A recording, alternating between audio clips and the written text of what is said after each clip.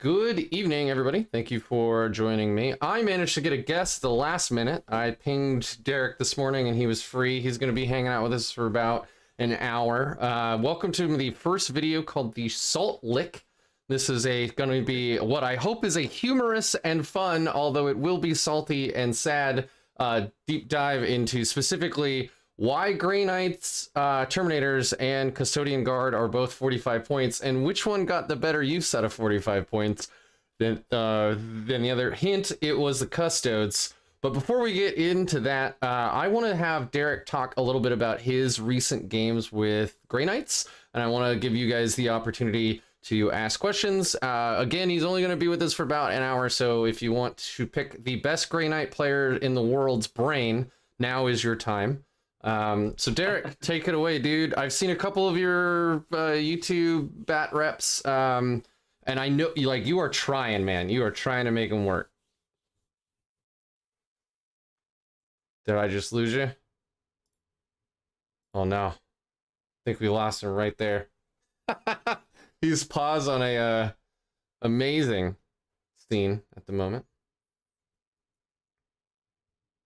Hey guys, thanks for showing up. There you are. Okay, now you're back. You just totally cut for a moment there. Yes, is like screaming at my computer right now. do you want to talk a little bit about your latest games and how you're trying to make our boys work? Yeah, I mean, I everybody knows that I just don't like to complain, especially about armies that I like to play. When it comes to Death Guard, especially, like people are like, "Oh my God, Death Guard's trash." I'm like, "No, just try them out. Like, do whatever." And then I talk to like the number one Death Guard players, like, "Yeah, we're trash." I'm like, "No, it's fine." But Grey Boys, the biggest issue with Grey Knights right now is really, I think, the points. When you compare other units to like what points we have, it's not even a comparison. When I was running a Purgation squad, I was hesitant to run them at 165 points, and then all of a sudden out of nowhere they raised them to 190 points for got no fucking idea.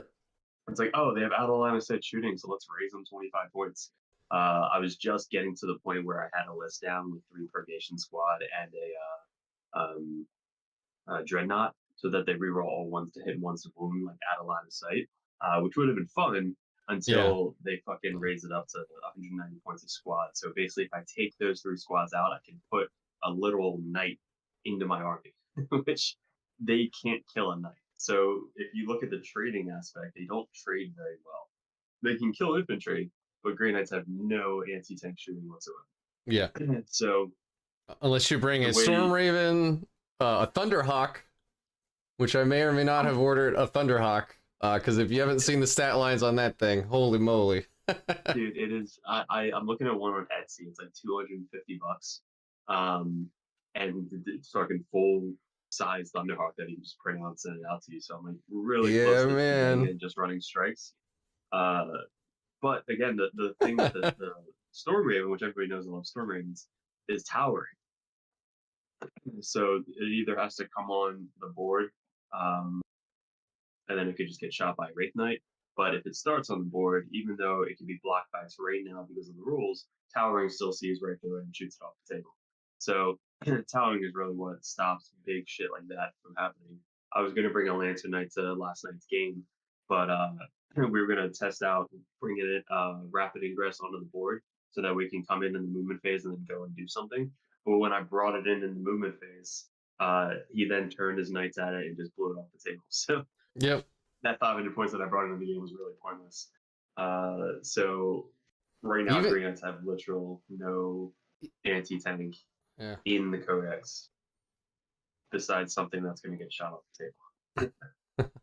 I went into Imperial Knights the weekend before last with my Death Watch for the first time in 10th, and their Overwatch even is no joke. Like, you can't even move near them and they'll kill like 3 or 4 models at least, if not worse. Yep. It's pretty I gnarly. Notice though the 2+ saves definitely helped out. I just don't know if it was worth that much of a point hike. everybody's surprised seeing that Grey Knights are 2+ save. You know, I'm like, oh, I get a 5-up save. They're like, wait, isn't it a 6? I'm like, no, 2+ across the board now. Yeah, I mean, that baby. strike squad right there is 135 points. Yeah. Not gonna get 135 points back, but 135 points. When you look at Forge Fiend at 165 points, that Forge Fiend can kill probably 3 strike squads. Yep. In one Compared round to, of shooting. yeah, Yeah. compared to 1 strike squad probably never killing a Forge Fiend. So they took away our hammers. That's probably the biggest issue that a lot of people have noticed. If they kept the hammers, at least we would have, hey, we still have 3 damage weapons that we can do devastating wounds with for 2 CP. Yeah. Even if the hammers were AP1, like it's like AP1 3 damage though. Like, I would take that over the strength 6, uh, wounding knights on 6s. It's Dude, not feels it's so not good. bad. It's not good. I I charged in with 10 paladins into a fucking baby knight, and it already had like 2 wounds on it, and I to the wound killed it with 10 paladins and a grandmaster. Yeah. My first game of Grey Knights, I charged a Redemptor Dreadnought, so -1 damage, with Drago and a 10-man Terminator squad, and I think I'd already done like 2 wounds to it in shooting, maybe 3. And I did just like you did. I did exactly the amount of damage I needed to do to kill it. And charging a 605 point unit into a 225 point unit and barely managing to kill it felt so bad. Yeah, it's sad. Like every time I make a video when it comes to like tactical videos, I always say trade. Like you really just want to trade well. Yeah. Now it's really hard to trade when it comes to Grey Knights. It's kind of like you have to change up the tactics and go more of, all right, how can I get the most points out of this unit with the tactical missions compared to trading with points? Yeah, Does that make absolutely. sense? Like before, No, it's like, oh, yeah. this strike squad's 100 points. I only have to kill 1 squad to make out the points, and then they can die. I don't care. Now it's like, all right, great. They're 135 points, and they're not going to kill anything to make that up. Like we had a lot of strats that we can do prior, making their bolters AP1, full reroll ones to hit wound, prescient. Like there was a lot of shit that we could do before. Yeah. Now it's like very hard to trade. So not to make this too salty just yet, even though this is called the Salt Lick. And I feel like I'm gonna get a lot of mileage out of that name right now. But what do you really like about Grey Knights? Because I've got some things that I also really like when I play them. Oh my god, there's a lot that I really like. The annoying factor, seeing your Yeah, opponent when baby. they like pop the same strat over and over and over, they can't stop it. The fact that they have to remember your entire fucking codex to beat you. They have to like study like what the hell you can do on the table and remember that throughout the entire game. So you're kind of like mind fucking your opponent with how much stuff we could do. That's the fun part. Like coming down within 3 inches and stealing an objective off of a knight is fucking hilarious. It's like, Isn't oh, it? this squad that I'm bringing down is 17 OPSEC. You're 10 OPSEC knight. I don't care. And Yeah. boom, that objective is mine now, and now you have 0 OPSEC. So like little shenanigans like that, and then obviously if he moves or anybody moves around you, you just get the fuck out of dodge. But you already got that primary point away from him, so you don't care. You're like, all right, great, he's off the table now. You can't shoot him, and then they're just gonna do the same exact thing next turn. So I love the strats that they gave us. I really like the lore strats that they gave us. Like they made us super fast, like using the warp, teleporting in and out. That Hmm. was really cool.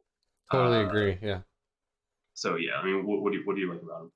I mean, it's the same thing. You know, they say that movement, wins games. Like you win the game in the movement phase, rather.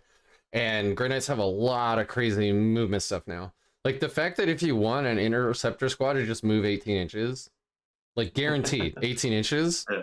is pretty crazy. And then you can move them another 6 if you really want to, which I've been toying with bringing a squad or two. Like I know they're, overcosted, but I've been toying with bringing a squad or two just to do secondaries.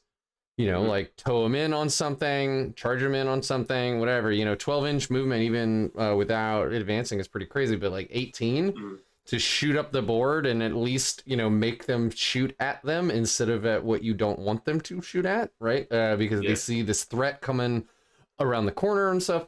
I think that's really great. Miss of Demos is probably my favorite strat in the whole game ever, and I'm saying that as somebody who literally started a Deathwatch army, and I'm using that term properly, not the way the kids do uh, these days. But I saw the Brotherhood of a Veteran strat in the Deathwatch supplement in ninth, where it's like you can just put a unit into another chapter tactic. I was like, I'm sold. That's it. I have to go buy a whole army. I used to think that was the best strat in the game, and now I think it's Miss of Demos just because it's absurd. Like in my one game, or in one of my games as Grey Knights, I had a bunch of dudes in the middle, and I had locked down because of the terrain placement. He had two Redemptors. He couldn't move them in on me because to get shots on me, he had to move within 9 inches. And he knew Yeah. if I did that, I was just gonna go back up in his face. And he's like, this is so frustrating. I'm like, yes, good. And that's why the list that we're building now, it's really just like three main squads that you're going to be basing your list off of. Like you want your 10-man Purifier squad, your 10-man Strike or Terminator or Paladin squad, and then your Libby with the Terminator squad. Like those squads are going to be your teleport assaulting units because you can only do it once per turn. So if you have like a whole bunch of small units, like your guys are going to die because you only get one at a dodge. But there was a lot of combos that I did over the weekend where some new combos I found out as I was playing. Hmm. The best one was I put, and I made a video on this. It was a picture of 10 paladins with a grandmaster on my objective, my home field objective. There's a big ass knight standing like 3 inches away from me. And then there's a 6-man purifier squad on the same objective because I got the mission where I have to defend my home objective. So I Right. was like, Yeah. You're like, come you're at not taking me, this. try and take it. But here's the thing: is he had an assassin next to the knight that he moved up. I spent one CP, got my purifiers out of dodge, and then he shot my Terminator or Paladin brick who had sigil, and then they got the fuck out of dodge. So there was literally nobody on the objective for him to charge, And you couldn't and it was charge and still mine because it consolidate. was Yeah. sticky. It was sticky, and it was still mine in my turn. So I got the points Yeah. for it, and I got the secondary from it as well. Uh, so it was such a gate move that it was so funny. Another thing that you can combo is with the Mist of Deimos is when they end their movement within 9, right? You pick them up, put them in the reserves. Then do you know what else you can do when they're in reserves? You can rapid ingress them. Yeah, man, I thought about the same thing. And end of their movement, I rapid ingress my 10-man paladin brick, 12 inches away from the Dante and his 12 blood angel dudes. So then on my turn, I just moved up and shot and charged and killed them. Yeah. And it was probably the best move I did all weekend. We do have a comment actually too. Frogs of War says Miss is getting vect for sure, and I don't blame you at all. I would also vect Miss. And then he says, I hate the teleport thing. Coming down from Deep Strike is Grey Knight enough. Teleporting and hit and run stuff is weird. You haven't read the book, sir. That's like all they fucking do. It's fantastic. Pop in, kill shit, and get the fuck out of dodge. Yeah, they very rarely they stand and make like huge heroic last stands, but they're like hit and run psychic terminators. It's pretty cool. What I'm waiting for, like a lot of the guys are talking about what's going to be changed. And honestly, when you just look, like Games Workshop always said, if they look at the rankings and base like the buffs and debuffs off the rankings, and when you see like Death Guard at the bottom, like Death Guard didn't even get touched with out of line of sight points increase. Like Flavor Crawlers didn't go up in points, No. which was fucking hilarious. Purgation did. But Grey Knights are literally at the bottom now, so it's like, are they going to be touched? Are there shit going to be whatever? Yeah, it's put it in a good player's hands, and it's fucking annoying to deal with. But it takes like skill to master, really. And I haven't even mastered it. This is my fucking 7th, 8th game of Grey Knights. I lost my first 4 games, Yeah. and then I just won my like last 4. So it's like it takes a lot to think about where you're gonna put shit, when you're gonna deep strike in, when you're gonna deep strike out, what CP you need. Like it's honestly like our sneaking phase turned into our movement phase. My Yeah. 20-minute movement phase the other day was first turn. One one of the reasons I took my Death Watch to that GT the other weekend is I was joking with my friends. I'm like, do I bring my Death Watch, which I know are gonna like do some cool stuff, and I'll probably go like 3 and 2 or whatever, or do I bring my Grey Knights where I'm gonna go 2 and 3, and I'll have like racked my brain every single game, like pedal to the metal to the max to eke out every single point I possibly can, and still lose games. Like, which do I want to do? Like, do I want to move up the board and then double oath and just go special issue ammo and just roll dice and have fun, or do I want to, like, you know, be like Napoleon invading Russia or something? You know what I mean? Like, it's that's a good analogy. That literally is what it's like every single game. the mental game for playing Grey Knights is so much higher now, which is fine. Like, that's great. Honestly, I'm glad that there's some high skill ceiling like armies, but that's awesome for one Garage Hammer game over like 4 hours. When you want to go like 3 games in one day at a GT or like a major, it's a lot of mental tax, man. A lot. Yes. Yes. Franklin and Cooper. Oh, sorry. Yeah. What's up, Frank? Yeah, he's saying, hey. That's all I wanted. He's a grandmaster dirtbag, though. Nice. Congrats. When we had the advantage going into GTs in 9th edition, because nobody knew what the fuck Grey Knights did. Like, nobody saw Grey Knights in the meta. Now everybody is in Grey Knight. Like, we had 3 Grey Knights at the last RTT, 20 players with 3 Grey Knights. Mm-hmm. I happened to play another Grey Knight player, which was fucking hilarious. I've never mirrored it up, thankfully. Oh, dude, it was insane in 9th, because it really was just like who had the better list. And then in this edition, it's like who knows the army in the back of their hand, like who can fucking steal objectives and kill shit. Like, I kill the strikes as soon as possible, because I'm like, if he kills my strikes, I'm gonna lose the game. So I basically just killed the strikes as soon as possible, and then I kept my sticky objectives all over the table. So it was insane. But going into a GT with people still new, not knowing Grey Knights enough, I think we're gonna have a huge advantage. Like, I'm going to Nova, cool. which is Virginia. It's like one of the major GTs of the year. So I'm going to be bringing Grey Knights as, like, you know, the last hit hurrah before we start Chaos. And hopefully I want to at least, like, you know, place pretty high, but I'm going into it hoping that not everybody knows what the fuck Grey Knights do. I'm gonna have Steven on here soon. I'm not sure when, probably next week sometime. He was the Grey Knight that got the best placement at the Tacoma Open. And nice. He had a cool list, so I'm hoping to have him on soon. However, was it 3 Libbies? I believe so. I don't have any of those notes up right now, so I don't want to say anything and then be wrong. So I'd rather just be the unprepared dick nose instead of the guy who's just wrong. So that's what I'm gonna do. I'll remind everybody, Derek's only going to be with us for a little bit longer, maybe about 40-50 minutes. So if you want to ask him any questions, get into chat right now. Ask him those questions. I swear to you, I will get to you. But this is the Salt Lick. I don't want to get into what made me salty in the first place. So here we go. This is the Salt Lick. Grey Knight Terminators versus Custodian Guard. They're both 45 points.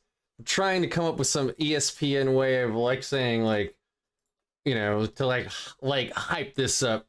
But we're going to compare them. We're going to compare the stat lines, the strats, and then we're going to do some theory crafting into using unit crunch into how well some of our units go into a brick of 10 Custodian Guard, because that's what you're seeing in the meta right now, is basically every single Custodian or every single Custodes list starts with 3 10-mans of Custodian Guards, sometimes led by 3 shield captains. Sometimes it's 2 shield captains and Trajan. But that's pretty much what you see in every list right now. And they are beefy boys. So we're going to get into that right now. Have you played Custodes yet with in 10th, Derek? No, I haven't played them once yet. Okay. I've heard the horror stories though. I played him twice at that GT, and with my Death Watch, even when I'm hitting on 2s and I have anti-infantry 2+, and I'm wounding on 2s and I'm tabling them, I still lost. And I'll explain why. Wow. I'll explain why. And it's because you can't charge them, and they're standing on objectives, so... because they are unkillable. But this is the Salt Lick. I will mention this again. It is supposed to be fun. It's supposed to be fun and funny. There will be tears streaming down my face, so please make fun of me about that and engage. That's why we do these live. So we're gonna get into this. So the introduction, and I need to actually hide our faces for a moment here. The introduction is that, again, it is called the Salt Lick. I am a petulant man-child. Feast upon my tears. It's supposed to be fun. There will, however, be math and graphs, so I'm sorry. And then, again, it's supposed to be an enjoyable mental exercise where we can play, where we compare similarly priced models to each other and examine what makes one better than the other. Then I'm going to brainstorm some stuff about what could change to resolve these future issues. Obviously, points is the primary one, but I'm going to get into a little bit more than that. So let's let the bitchin' commence. Get into the next one. Now I can bring our beautiful faces back up because I planned for this. It's just funny because this is like the complete opposite of what I tried to do. What's that? Oh yeah, no, absolutely, absolutely. I don't want to, like, I want this to be prefaced as complaining, or like hopefully Grey Knight or Games Workshop sees this. I want that thin veneer of like, wah, this sucks, but I want to just like, I want to bring up and talk about ways to combat this army as well, because it's hard, man. Like when you face this brick, it's hard. So first I'll get into the Custodian Guard datasheet. They are movement 6, toughness 6, 2-up save, 4-up invul. They have a army-wide 4-up feel no pain to all mortal wounds at all time. They're OC2 base. You can also give them a banner for OC3, so just like our Terminators. Leadership 6, same as ours. They have 3 wounds. However, they can get shields, which brings their guys up to 4 wounds. So what you'll usually see in a 10-man brick is you'll see 8 with spears, 1 with the banner, and 1 with a shield. The guy with the shield kind of tanks all the big shots because he has 4 wounds. They have their melee profile is the Guardian Spear is the one that really matters here. It is so each dude has 5 attacks. What else has 5 attacks? Space Marine fucking characters. And like, I understand that if you're talking about the lore, the Custodes should be really good. But if you're talking about the lore, the Custodes would be so good that a Custode list would be like 3 models. You know, each one would be like 800 points, right? Yeah. So we're not doing that. He has, I think he has 5. Yeah. He might have 6. I know it's a normal Space Marine characters have 5. I know a normal Space Marine captain has 5, and then a once a game ability to go up to 8. So, all right, but what's really crazy is their spear is strength 7, and in 10th edition, that is a wild breakpoint. Like mathematically speaking, there are a lot of vehicles out there that are T12 right now. So if you have strength 6 melee, like a Grey Knight Terminator, you're wounding on 6s. If you have strength 7 melee, you're naturally wounding on 5s. Like, that's actually a huge breakpoint, and I cannot stress that enough. The only things you are wounding on the game are toughness, or on 6s are toughness 14, and the only thing I can think of off the top of my head that's that high is the Stompa. I'm sure there's other stuff. That's the only one I can really think about. And then before I get too much deeper, I want to... Clever Alias is asking, he's going into Imp Guard soon. He knows they'll be bringing 2 Leman Russes and 2 Basilisks and the Hellhound. The rest is infantry spam and a few Sentinels. Totally achievable kills. How do I kill tanks? I love this question. And that's the right answer, but Do you want to say that one more time? You kill all the infantry and just hide. Like the tanks aren't going to be able to shoot you, over the walls. You're going to teleport away if they get near you. Like it's you can interrupt enough to just like, especially with pro. Like pro can literally just melt all of the guard around them, wounding them on twos and the flame wounding them on twos. Yeah. And then if they're deep striking within 3 inches, like you're going to be able to teleport away, or they keep their entire army exactly where they are. Now, what you can do with crows, you can literally string them out like super far, so you're almost within 9 inches of their entire army. So that way, if anybody in their entire army moves within 9 inches of you or away, you just get crow out of dodge and do it again the next turn. But you literally just ignore ignore little tanks. Every game I played against knights, they always have 2 to 3 knights alive at the end of the game. Oh, So there's Steven right there. So Steven is in chat. We are talking right now about him possibly coming on the show.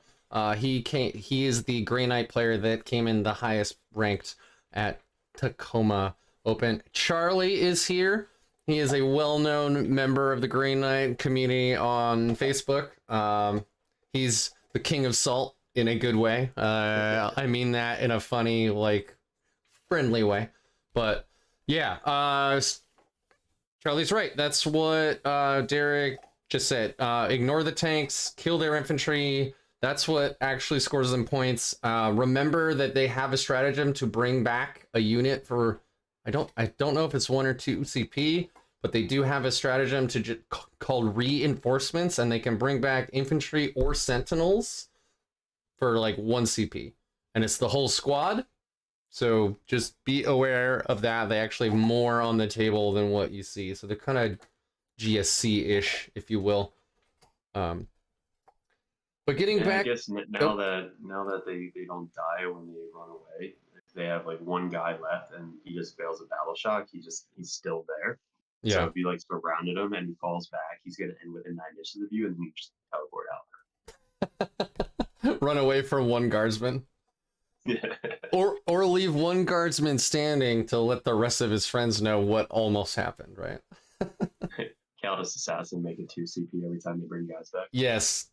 Calidus is unfortunately the only. There are only 2 ways Grey Knights can get Vect. I talk about this a little later. The Calidus is one of them, and there's an Inquisitor that does it, or does the Inquisitor just gain you back CP? I can't remember. So Custodians get you a CP if they get a CP on a 2 that's right. plus. That's right. So it's only like good for Chaos Space Marines, Eldar. Who else can get CP? Gene Steel Cult, maybe? Yeah, probably. Gene Stealer Cult is all kinds of crazy stuff that I don't really understand yet, which is how they So win. whoever can gain a CP, it keeps it even, essentially.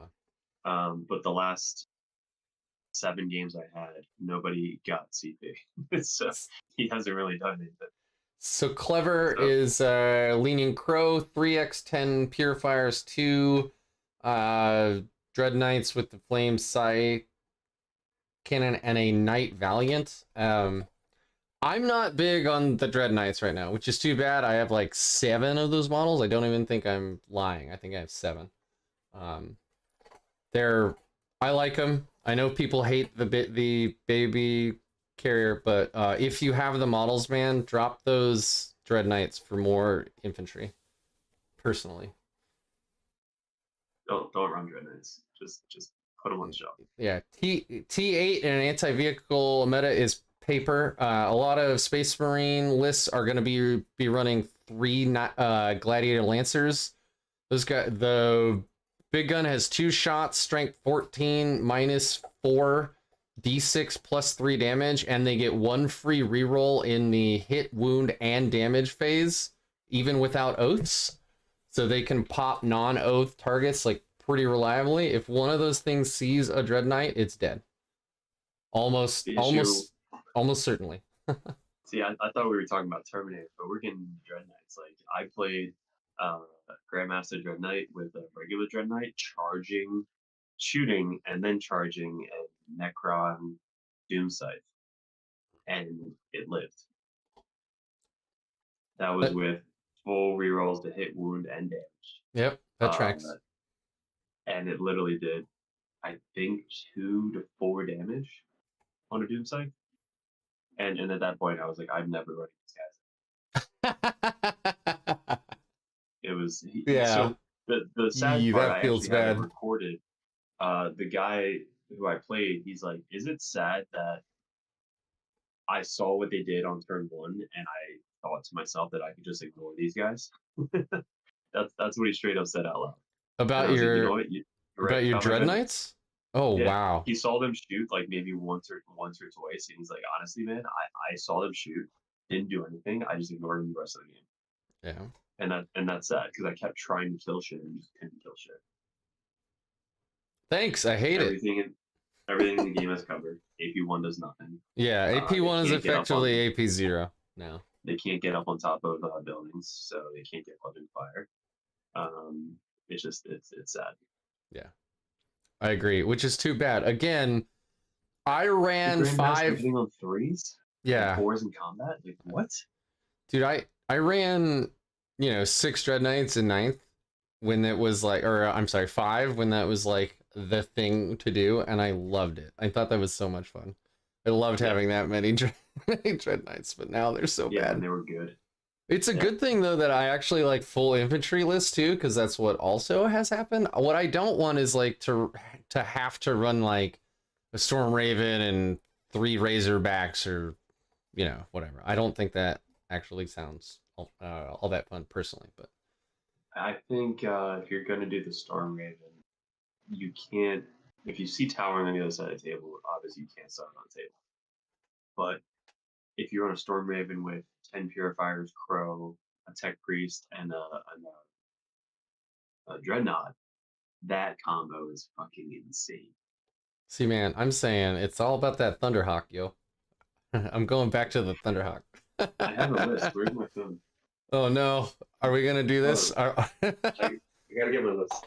All right, let me just finish up talking about the Custodian Guard real quick. So yeah, so we've gone over their stat lines now. I want to go over their abilities. So they get Deep Strike Core. That's like one of their core things. Faction is Martial Kata. If you're not familiar with this, at the start of the fight phase, they get to choose a kata that their whole army is in, and they can choose from one of 3 things. They can choose from sustained hits 1, they can choose from lethal hits, or they can choose from -1 to be hit in melee. Their shield captains let them use 2 of those for free every single turn, and the shield captains can once a game let them get all 3. So they just get that. So we get lethal hits on the charge, they get lethal hits whenever they want, and they'll usually just pick sustained hits instead. If they don't have the CP for the fight first strat, they will pick -1 to be hit, and away they go. So I want to point that out as well. They get stand vigil. This is a big one. This swings the math wildly. They always get reroll wounds of 1 in shooting and melee all the time. If they are standing on an objective, which means even if they have strung out that 10-man brick and 1 guy is standing on an objective, they are holding it, they get to reroll all wounds. So they're hitting on 2s all the time, and now they are rerolling all wounds for 90% of the game, probably 95% of the game. Very, very good. And they're standing right where you want them to be, which is on an objective, which is scoring you stuff. So this is benefiting you playing the game that you want to be playing anyway, by giving you massive wound rerolls. And then I already went over their shield and their Vexilla. So you want to go over that list real quick, my man, for your Thunder? Yeah, sure. So right when somebody mentioned the Thunderhawk, I was like, holy shit, you can actually do that. So then I looked it up and I was like, they got some insane weapons. It's 805 points. You can assault after it moves if you have the deep strike keyword. So you bring basically the Thunderhawk gunship, 10 purifiers with Crow, 10 strikes with Brotherhood Champion, and Escapable Wrath, so you get +1 to charge. Brotherhood Tech Marine, so that way the Tech Marine can buff Thunderhawk and then get into it. So the Thunderhawk hits on twos. And then you have two more 5-man strike squads. So you can basically fit two 10-mans, one 5-man, and then all of the characters, and that basically loads up the Thunderhawk. So on turn one, Yeah. You have one strike squad on the table to get at least one sticky objective, and then you teleport it to like another objective. But the Thunderhawk basically gets buffed by the tech green, moves up 20 plus inches, everything gets out. The purifiers just nuke down the squad. The strike squad with Brotherhood Champions charges another squad. And then they have fight first. So they can stay on the table as they get charged, they can then fight first. And if somebody else moves within 9 inches of the purifiers, they hop off the table. Yep. No, it's great. The Thunderhawk hits everything on twos. Yeah. And the Thunderhawk, I mean, I should do a whole video about that by itself. Actually, you know what? Fuck it. Let's just let's take a look right here. I have the PDF. Fuck it. I have the PDF up here somewhere. Imperial Agents. Here it is. I have the PDF up on the screen right now. It is movement 20 in hover, toughness 12, save 2+, no invul, unfortunately. It does have 30 wounds, but if you can't see this real close, it has the turbo laser destructor. This thing is blast, has a range of 96 inches. It has D3 +1 attacks, hitting on twos in Derek's list. It is strength 20. -4. D6 +6 damage. So it can have anywhere from 2 to 4 attacks. That's strength 20 -4 D6 +6 damage. So you might kill like 2 custodes. But this thing is oh man, if you want to look at a knight, just tell the player what this stat line is, and they're just gonna go white because you're gonna kill like 450 points in one shooting phase. To top it all off, it also has like 4 heavy bolters. It has like 2 las cannons, and then you can choose between either the missile you can choose between the cluster bombs, which are terrible, don't bring them, or the missile battery, which is fantastic. It's like designed to kill Terminators. And then you have like 2 Thunderhawk heavy cannons, which are, or it's one heavy cannon. It is blast, range 48, D6 +6 attacks, 2s to hit in your list, strength 10, -2, 3 damage. Yeah, so that's the Termi killer right there. Dude, yeah. Do that and ignore the vehicles if you really want to. Yeah, this thing is hilarious. I mean, like, yeah, like you're gonna kill everything that's not a tank on the table. Downside, this is 805 points. So but think about what it's soaking up. Like you're literally dropping off 25 guys on their side of the table, and there's a Thunderhawk right in front of them. Oh yeah, they're not gonna. What the fuck do you do? Yeah, like you're gonna spend 1 CP and then -1 EP on when they shoot at it. So it's toughness 12. They're gonna wound most of it on fucking 5s and 6s. If they're even gonna shoot at it, they might just ignore it. Yeah, in that case, you just use all your CP on your infantry. I also want to point out what Derek mentioned this earlier. It has aerial assault, which is basically assault ramps from land raiders, but for anything in the army with the deep strike keyword. So like Derek just said, you load it up with nothing but things with the deep strike keyword. You fly it up turn 1, you drop your entire army except 1 tech marine and maybe a strike squad that's back on your home field, and they just go to town while they are protected by this giant flying monstrosity. I would Steve's asking, do you hover it or fly it on turn 2? I would personally well, it would depend. If I'm going into a space marine with like, you know, 2x10 desolators and 3 like lancers, like gladiator lancers, I'm not gonna hover it. But otherwise, I'm probably gonna hover that thing. So like into orcs, into like CSM, into basically anyone else, I'm hovering that thing. I think if you hover, it's too big to be hit. So no matter if you hover it or not, it's going to be shot at. Maybe Well, by random yeah. infantry, it might not be. It depends on the layout. But anything with towering on the other side of the table, you're not going to have it anyway. And I think it's too many points to put in reserves unless the flying keyword like lets you do that and put in reserves.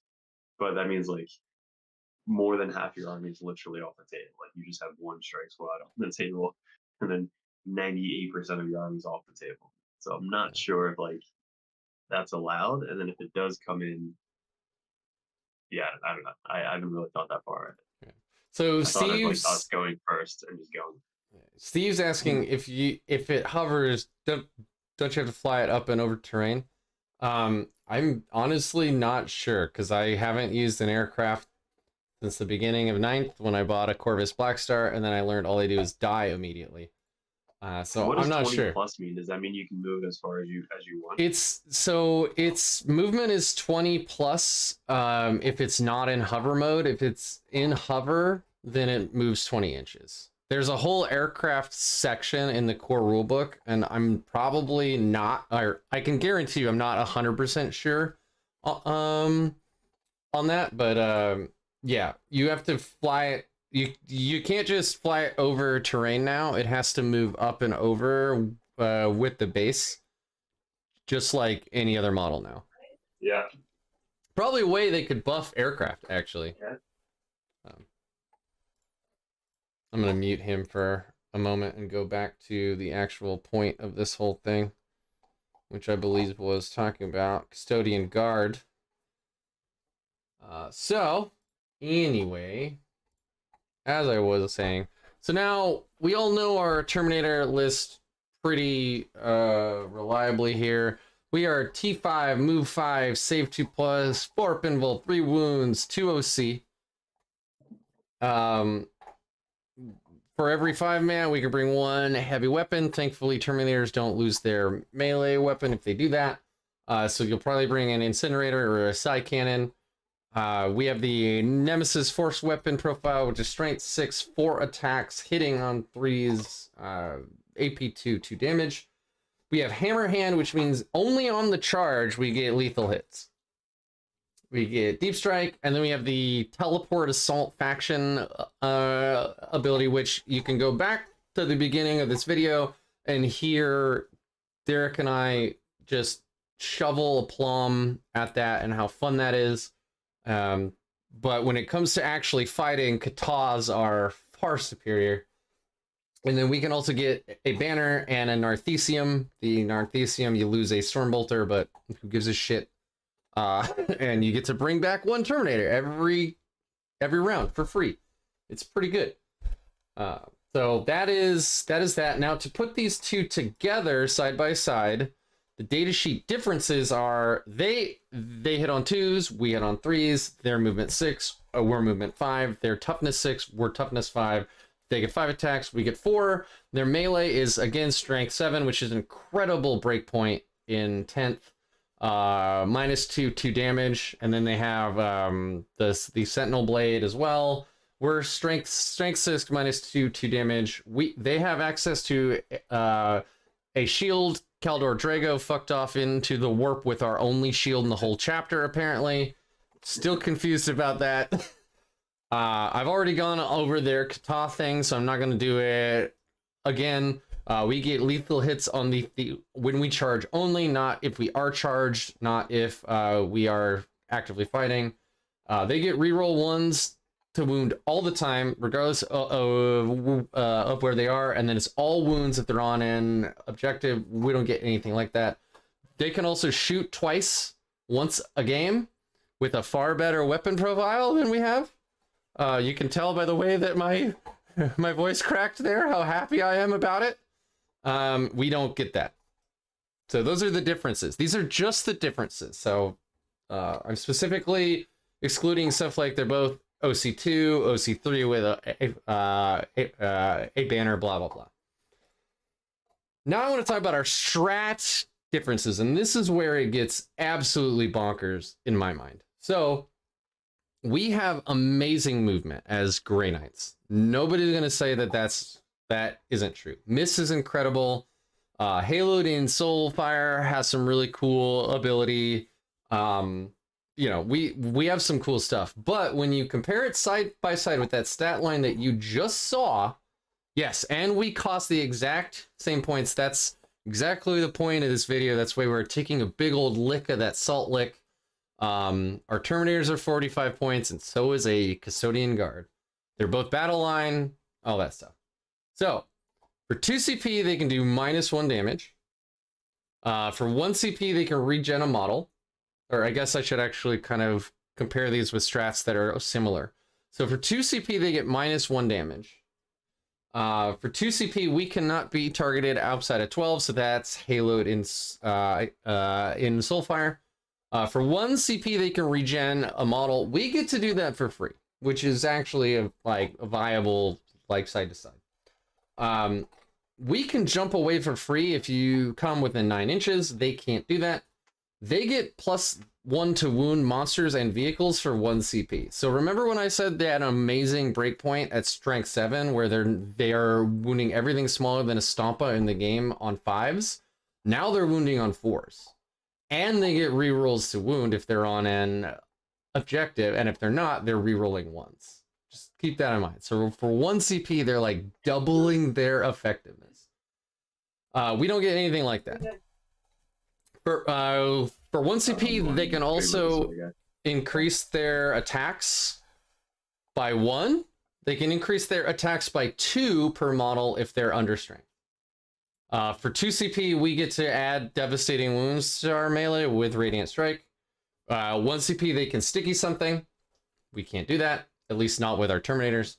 And then for 2 CP, they fight first. We can't do that, at least not with our Terminator. And they only bring 1 guy back for the game. Is that once per game? So Steven is saying that right now in chat. He's a far better player than I am. I am willing to believe him. But still, like, some folks, I saw some folks comparing them on a Facebook post, and they kept saying like, but the apothecary, we can bring it back for free. We can bring it back for free. And it's like, I don't think you guys have. And yes, turning on our force weapon is 2 CP, Lex. 2, not 1, 2. It's wild to me that they can bring anyone back at all, but they can for 1 CP. So whatever. All right. Yeah, so like how are you supposed to bring a perfectly sculpted Custodian that's all different back? Yeah. But nonetheless. So here's the argument, right? Everybody knows the same point is that way fucking better built in. But oh yeah, if you take, who do you add? Trajan to one of these units?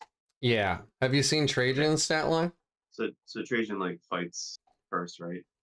For free. Is it once per game or is it? Yeah, that's once per game with Moment Shackle. He can also choose to, instead of a 2-up invul with the Moment Shackle, if I'm remembering his stat line right off the top of my head. So he gets a 2-up invul for an entire phase. So like you can just choose to take, I don't know, turbo laser destructor shots on Trajan if you want. Well, you if can't you're be facing... targeted unless all the bodyguard are dead. So unless you can't can give the at all. Okay. Plus, yeah. So like unless it's precision, then you can take on that guy. But if it's not precision, the leader can't take the damage until all the bodyguards are dead. Okay. So the only time I saw that come up is when I was firing with my Death Watch into a Custodian Guard unit with precision. So that explains that. So let's say you have a Grandmaster, right? Who charges in. He ignores the -1 to hit. He ignores the -1 to damage. And then he procs the free devastating wound strat. Now they have a 4-up mortal wound save built in, which is kind of bullshit. But like we used to have 5-up built in. Now that's gone. But we do the devastating wound strat. We charge in. We have sustained hits on everything. We have lethal and hits. Then we just see lethal hits. Yeah, lethal hits on everything, and then we just see if we can kill it, right? Because we ignore. the damage, the hits, so we're still hitting on threes. Yeah. We're ignoring the damage, and then we're doing that. So then So we killed maybe a couple. that's true. They Yeah. then fight back, and then we pop 1 CP for -1 AP, so we have a 3+ save essentially on all the attacks. Now they're going to get full rerolls to wound. Yep. So they're going to kill a shit ton of guys potentially. Yep. Right. It takes 2 to go through to kill the guy, and then we bring a guy back in the command phase. They have to send 1 CP to the command phase, but we get to fight before they go. So we get to fight one more time because now it's our turn as a defender. So I'm really glad that you brought this up, because in some of my upcoming slides, I have like 8 or 9 unit crunched scenarios where I go over like us charging with 10 Terminators and they don't use any strats. And, I go back and forth on a whole bunch of stuff. And let me tell you, it never ends well for the Grey Knights, even with a 10-man Paladin blob led by Voldus popping AOC. They still kill like 8 fucking Paladins. Or 5. It's a lot. It's crazy how good this is. Like, it's the reroll to wounds and the fight first, man. Like, those 2 things swing all the math wildly in the other direction. This is where the salt really comes in. Nom, nom, nom, nom, nom, nom, nom.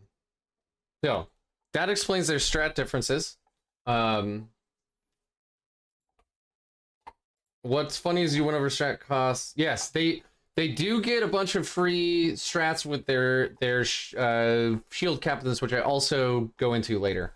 So just like Space Marines, their shield captains, not only can they once per game give their entire blob all 3 katas, not only do they just naturally give them 2 of the 3 katas, but they also have the same Space Marine ability where once per battle round, they can use a stratagem for 0 CP. And then even if that stratagem has been used by another unit that round. So you can conceivably try to charge like 2, or let's say 1 Custodian Guard unit. They spend 1 to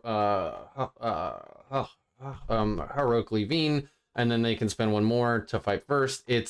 Or none to fight first. It gets very efficient for them. Here we go. So math.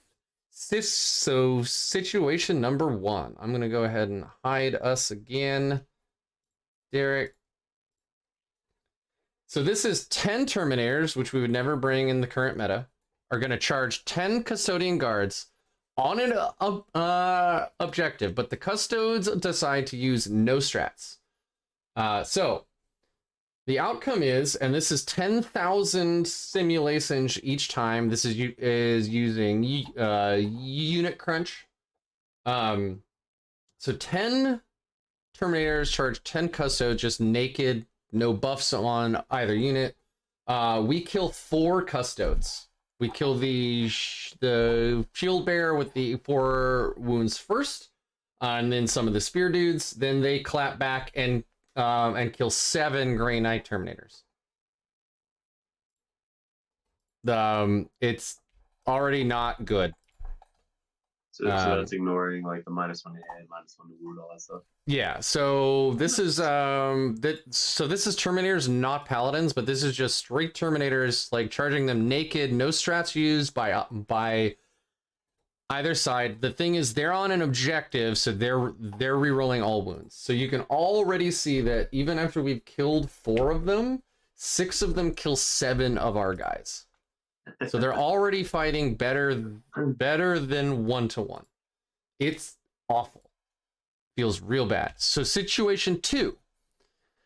10 Grey Knight Terminators charge 10 Custodian Guards on an objective, and the Custodes use no strats, but we pop 2 CP for Radiant Strike.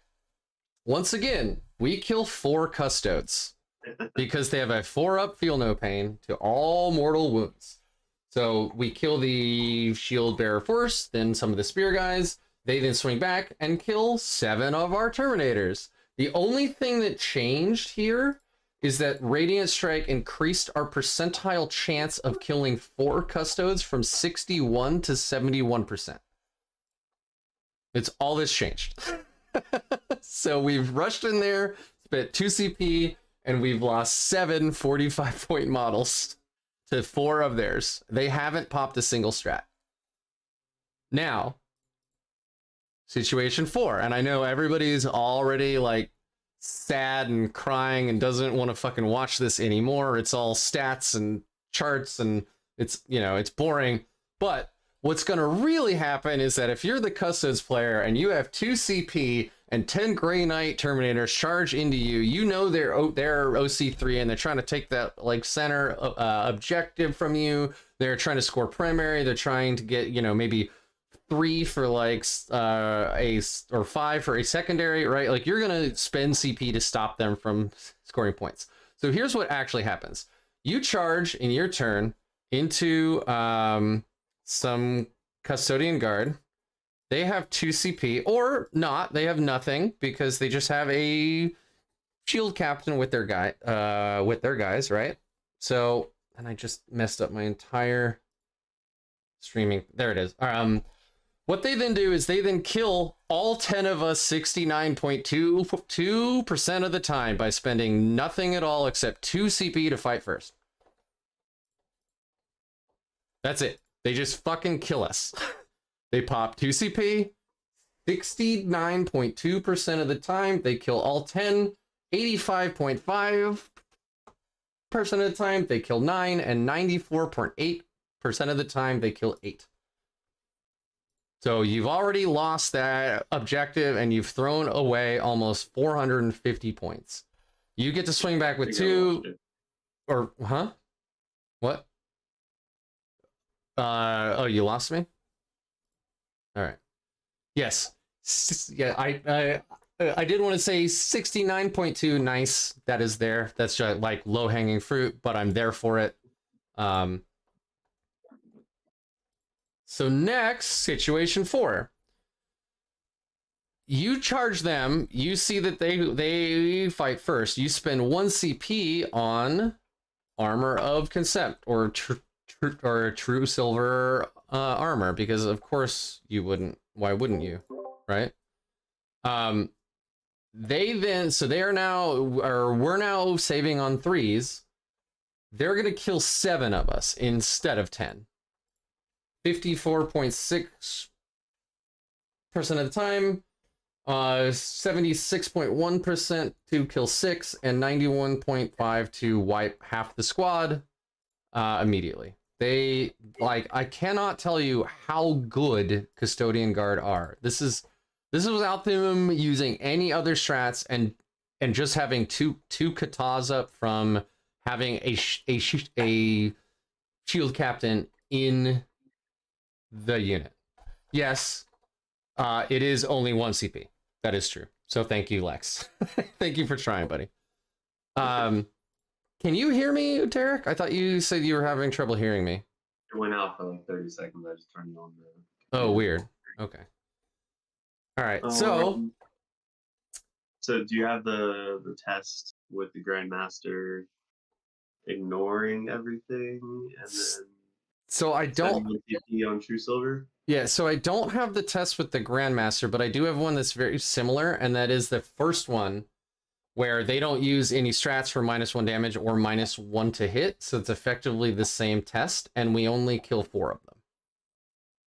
So if you bring a Grandmaster and you run in, and you use Radiant Strike for free, and they don't use any defensive abilities, so they don't use a defensive kata or the -1 damage, you kill 4 of them. I mean, that's not including the Grandmaster's attack, so maybe you kill 5, maybe.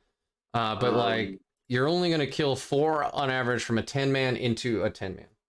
So then how many do they kill back with rolling 7. 3s into the force? With AOC up. So yeah. That's what, so we just went over with AOC up right here. And Custodes with fight first into GK popping armor of contempt 10 versus 10, they kill 7.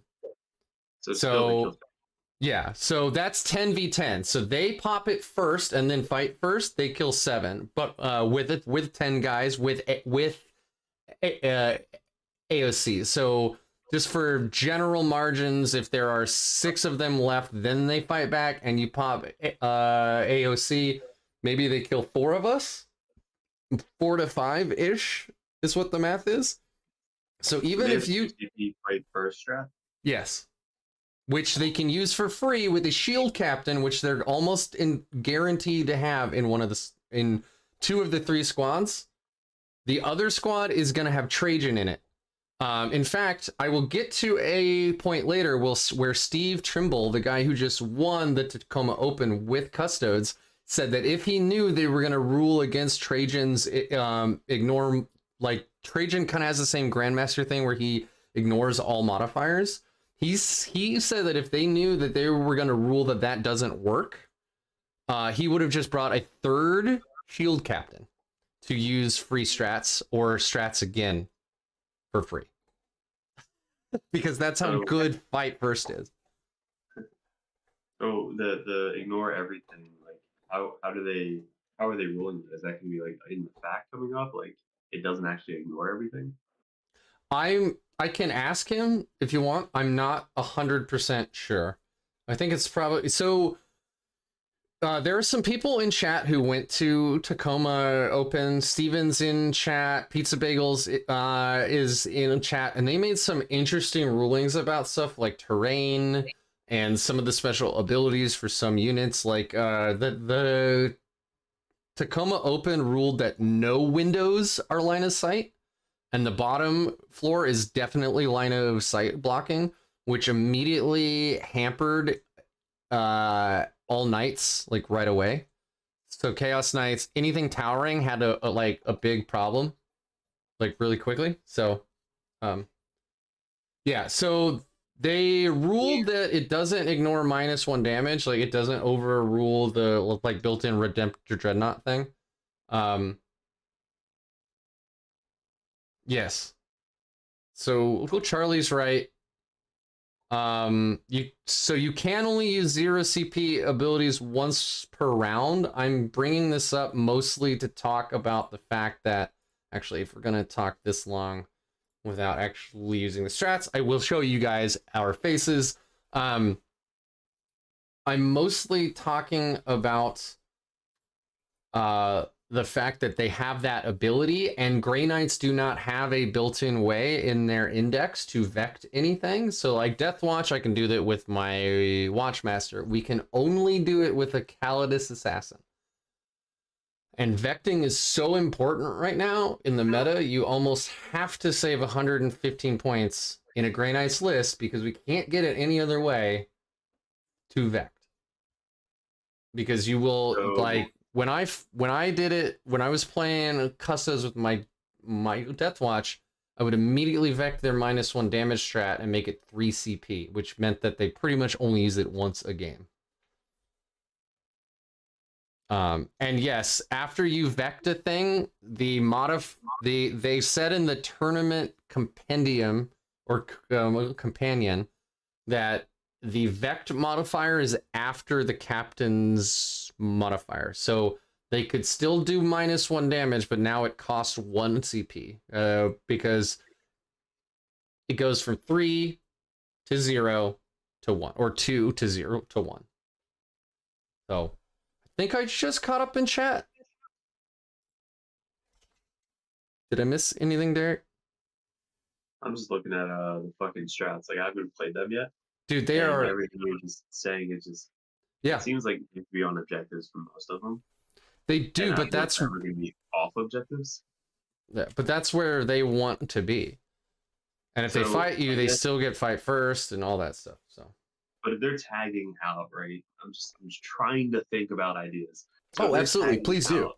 And you charge like I don't know the end of their brick. You're going to get most of your attacks onto that end of the brick, and then they have to consolidate to get more attacks onto you. Yes. So if they consolidate, they have to move full 3 inches, which will take them off the objective. So the players I played, they basically spread out onto the objective, like right in the middle. They weren't trailed off into anything because remember, they can just advance, and if They don't shoot, they don't care. They know that you need to charge into them to take objectives off of them, and they're not going to let you do that. So they're just Yeah, going to body you they're off of basically it. just fighting over 2 or 3 objectives. Like, Yeah. As Grey Knights, so I'm saying that as somebody who's played 2 games into 2 very good players as Deathwatch. I wasn't playing as Grey Knights, so that's an important caveat. But like, I basically had to stay 18 inches away from them at all times, so they could not advance and charge into me with their Blade Champion squad or anything like that.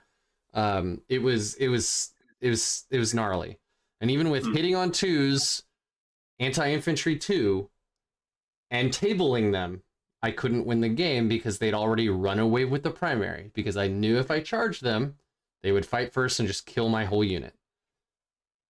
yeah, it's kind of They are wildly good, man. Yeah. Don't have the best shooting. Yeah. But Crow's got to do a lot of work. Crow's got to do a lot of work, man. And that's the other thing, is they have a 2-up, 4-up. So like, you hit him with all that anti-infantry 2-up, and I'm saying this as a guy who had 2 Proteus kill teams firing things like heavy flammers, heavy bolters, missile launchers. I don't even know how many like normal bolter shots, like all this stuff into them. And if they spike their 2-up saves, which isn't mathematically impossible, they just live. They just sit there. Purify Flame, which ignores cover. Yes, which is nice. Some sort of plunging fire, AP2 ignoring cover. Yeah. And if they shoot you back, you're going to spend 1 CP and get 2+ save anyway. So it's like, yeah, it's literally just going to be you slowly picking off a unit and then charging them to try and finish them off. I think that's going to be the way to kill a Custodian unit. Yeah. Which is exactly what I was. They're the same fucking points as us, so it's like it's not an even trade at all. So that's what I was trying to do with my Deathwatch, and with far more shooting in a Deathwatch list than Grey Knights could ever bear with infantry alone. I was able to table them. I was able to like routinely kill 3 to 4 models out of a squad every turn, but by the end of a 5-turn game, they had run away with the primary, and I was totally hosed. Like, I maxed my secondary, but like, primary is worth 50, secondary is worth 40, painting's worth 10. So like, if they just score a couple of good secondaries, which they are fishing for those ones that are like, hold the middle, because they're probably already holding the middle, you know? Like, I'm not saying this is impossible. I'm taking a big lick right now of that salt lick.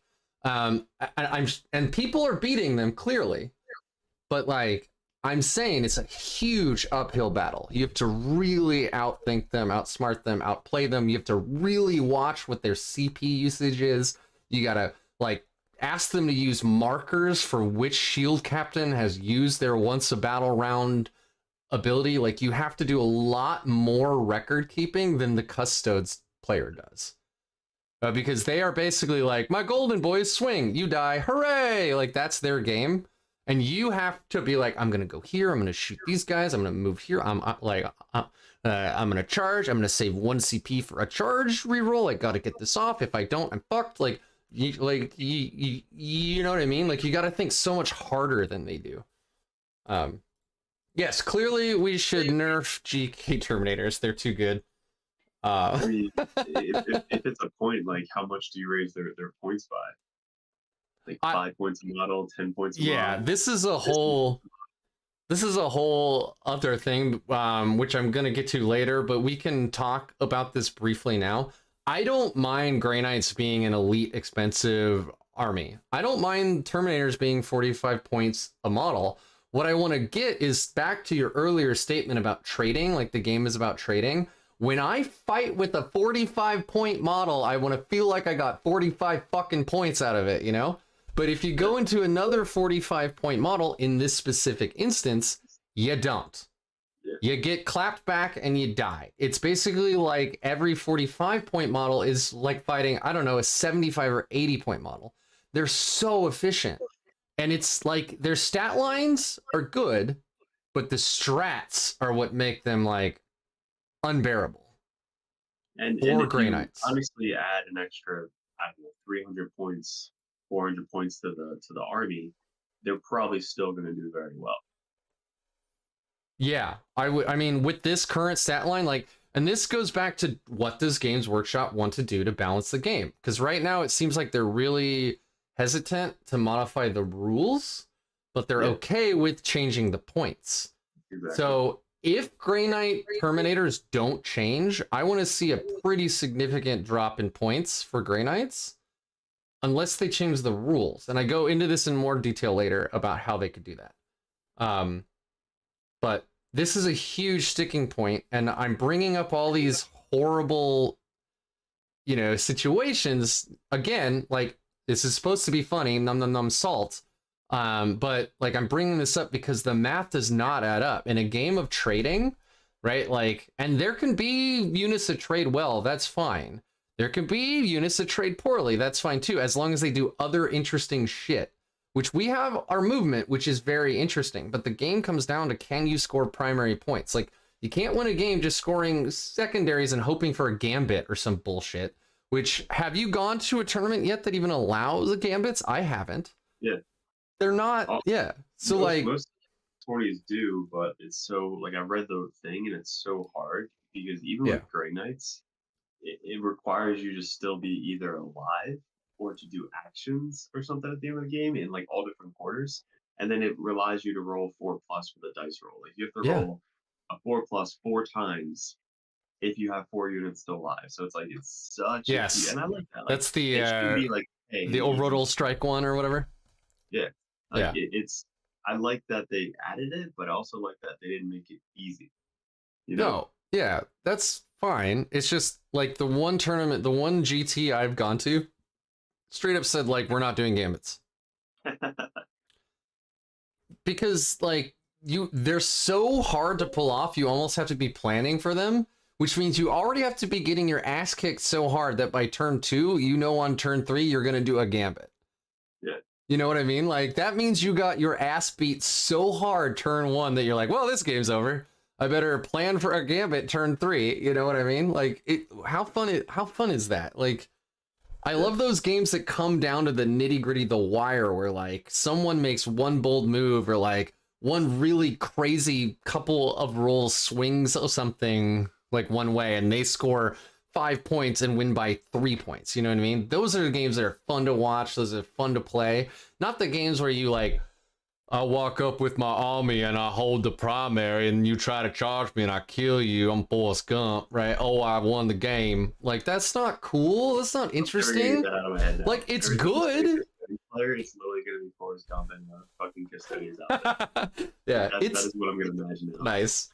It's good. Like, again, Custodians are good. Like, I don't blame anybody for playing them. They are very good. I'm using this stupid video and my dumb little platform to like highlight how good they are compared to an army that is consistently poor in the meta right now, but is near and dear to my heart. I love my Grey Knights. I don't like to see them trounced like they're fucking guardsmen. You know? So you hit the nail on the head. Like when you just compare the points, like who in their fucking right mind at Games Workshop was like, you know what? Let's make Grey Knights first. So they make Grey Knights, all right, 45 points model, and then they fucking make Custodes, and you're like, you know what? 45 points. That looks good. Yeah, we'll make it 45 points. And it's not even close. No. It's not even close. No. It's a comparison. No, I'm not even done yet, brother. I'm not even done. Hold on to your pants, man. Talking about Paladins yet. Like, you compare it to a Paladin, it's the same fucking thing. Paladin's now 51 points. Yeah. So it's like 51 points, the same fucking stat line. I get the same amount of attacks. I hit on 2s, whoopee, and then that's it. I still have a strength 6 weapon, even 2 damage. And I'm still toughness 5, 3 wounds. Yeah. Which again, I'm fine if Paladins are 51 points. Like, I'm fine if they're 55 points. I'm fine if they're 65 points, but I want to feel like they're worth 65 points or 51 points or whatever. Yeah.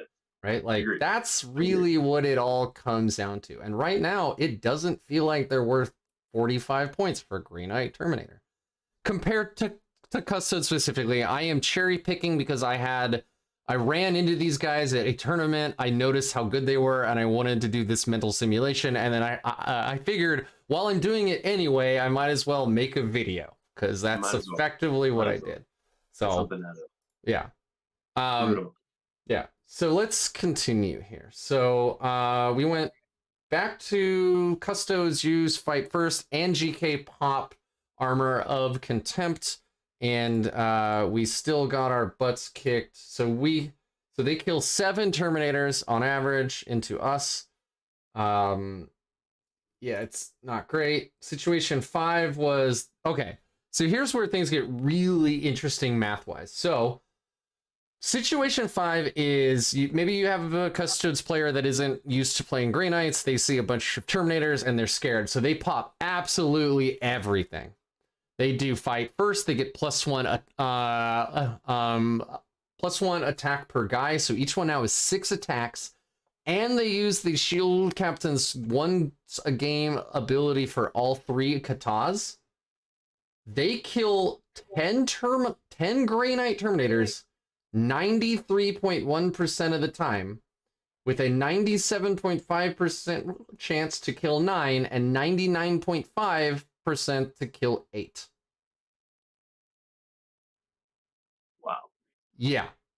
The math is wild because remember, they get sustained hits 1, they get lethal hits, and they get twin blinked effectively because they're standing on an objective.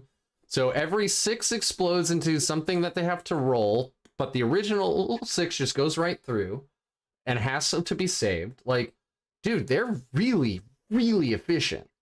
So that is using, basically, that is 2 CP to fight first, or maybe you do that for free with your Shield Captain. You spend 1 CP for +1 attack, and then you use the free once a game to just get all 3 katas.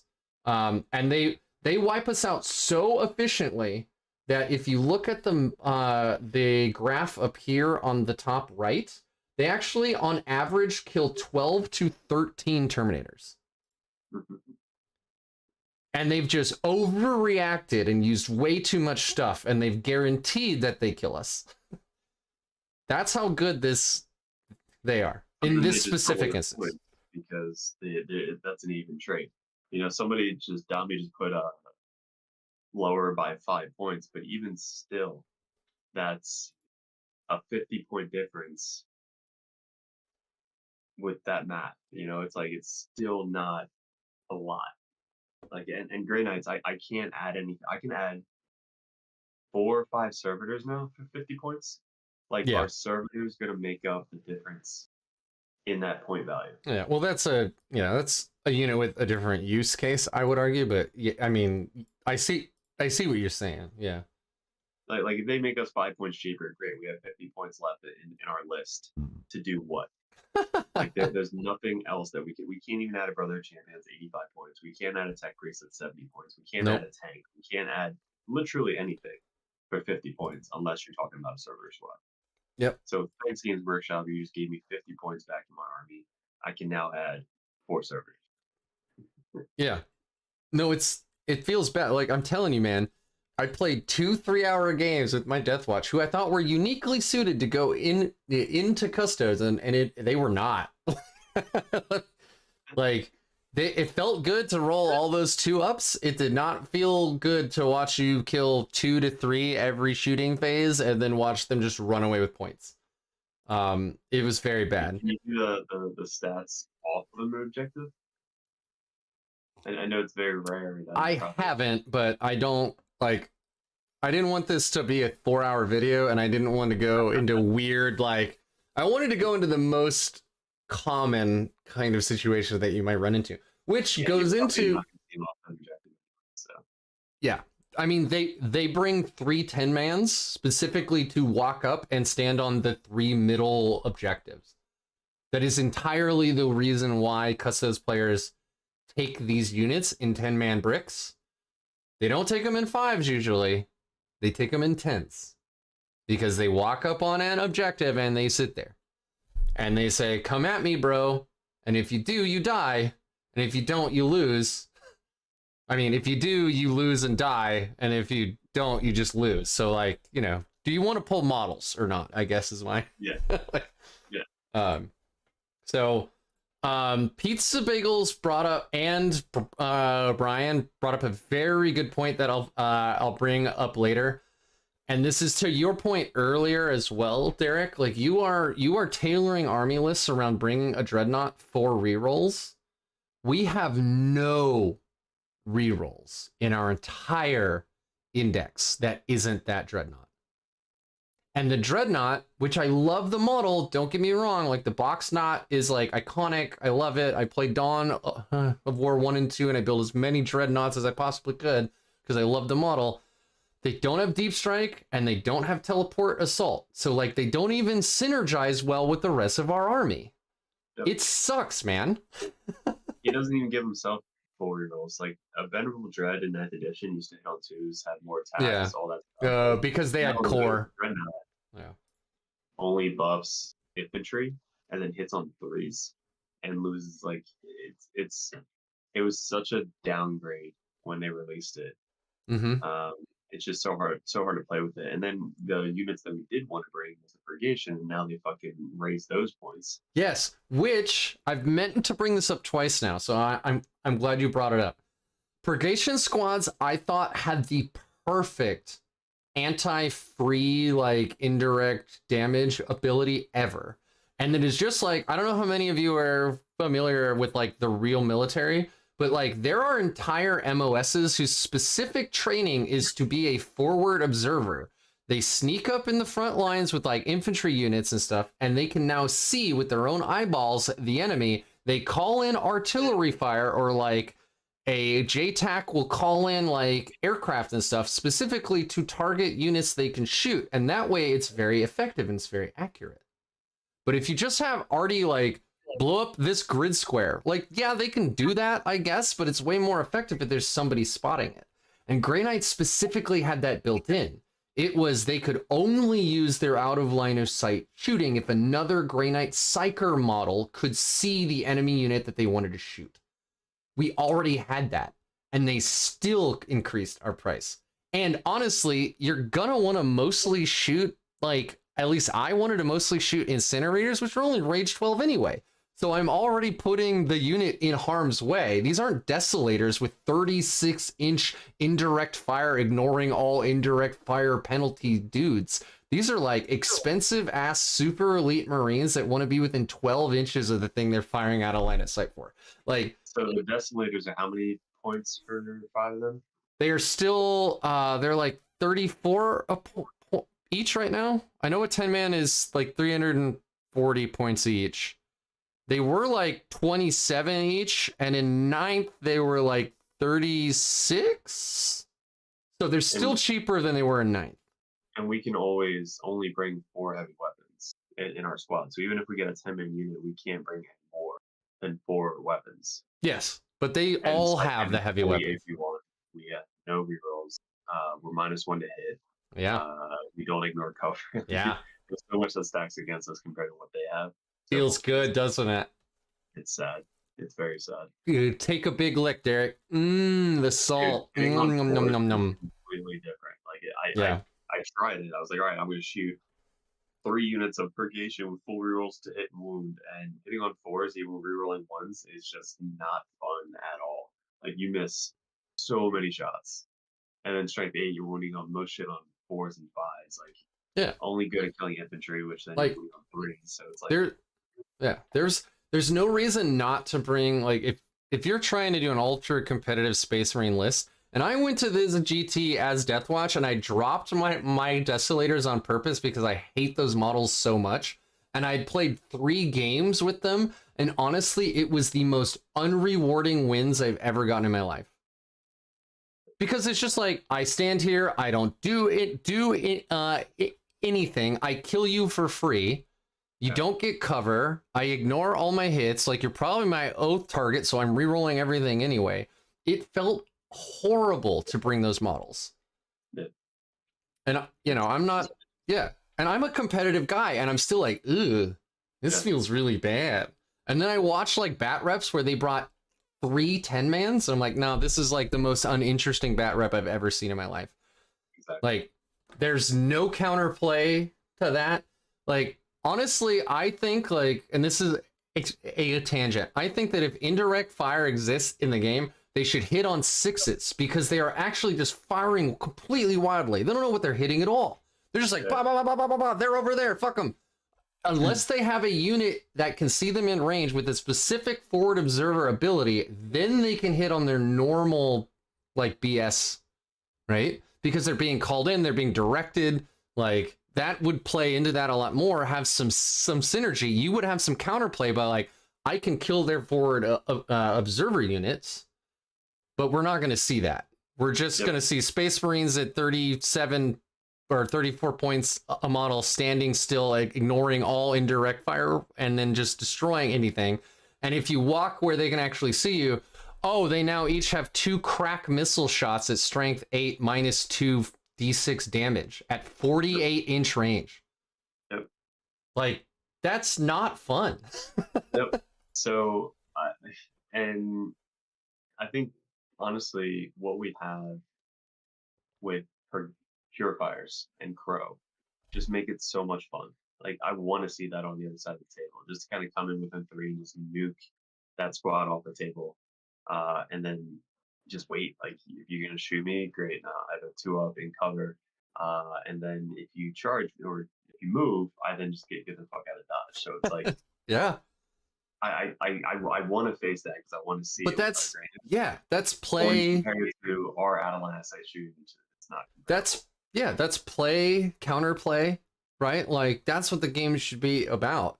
Not I stand my Desolators behind a ruin and just, you know, do my points worth of damage every turn without you being able to interact with me. Like, so boring. Yeah, it's boring. Like, I know real war is supposed to be kind of boring, and that makes sense. You want to win at all costs. This is a game that is supposed to be an interaction between 2 players for 3 hours. It's not a 20-minute League of Legends match, you know what I mean? Like, this is 3 hours. Like, you want it to be fun, you know? So Purgations cost more than fire persons. yeah, I'm not surprised. I still think Eldari are substantially undercosted, but that's a whole other video. Yeah. Hours of boredom followed by seconds of terror. Yes, that is what real combat is. You just, and sometimes you just die. You don't even know what killed you. You just die. Anyway, let's get back to the real meaty salt of this. Because I'm having fun. And if you guys have noticed, it's an hour and a half and Derek is still here, so he must also be having fun. My fiance hasn't called me yet, so. Oh, okay. Okay, so I was sitting here doing all this Math Hammer bullshit, and I was getting so sad that I'm like, you know what? Fuck it. Let's Math Hammer our tankiest infantry unit that we possibly have into the same thing. So I took a 10-man Paladin brick. So they're -1 to be wounded against anybody who has a strength weapon over their toughness, which Custodes do. And then I put Voldus in there because Voldus gives them -1 to hit. So Paladins are -1 to be wounded and -1 to hit in this scenario, okay? So we have, let me go back to my information here. A fully buffed, so this is again fully buffed, so this is with all of their katas. 10-man up, or a fully buffed Custodes 10-man brick into a 10-man Paladin brick led by Voldus. They kill 8 Paladins 65.8% of the time. And it's because of the rerolls to wound, dude. They're hitting on 2s, which goes to 3s, which isn't that bad. Then they're getting then now they're wounding on 4s, but they're re-rolling everything, which is effectively wounding on 3s. They kill 7, 83.4% of the time. So then I'm like, okay, well, let's try it with true silver armor. They still kill 5. And you can't bring them back. And you can't bring them back because they're Paladins, not Terminators. They also don't get lethal hits on the charge, unlike Terminators, which is why Terminators are actually killier than Paladins, and Paladins are tankier than Terminators, which we all know, but I'm going to just say it anyway. Like, these are 51 point models led by a 115 point Grandmaster who's giving the entire unit -1 to hit, and it effectively does not matter. Yeah, that's sad. 8 paladins, man. Yeah. Yeah. The More math. points than you that charged it. Yeah. So here is the same thing. This is 10-man paladins led by Voldus into a 10-man custode squad with no buffs. So this is a experienced custodes player who's matched into Grey Knights like round 1, and they know how anemic we are, and they just decide not to spend any of their resources at all to stop you. Your most elite, most expensive unit, led by Grandmaster Voldus, rushes into them.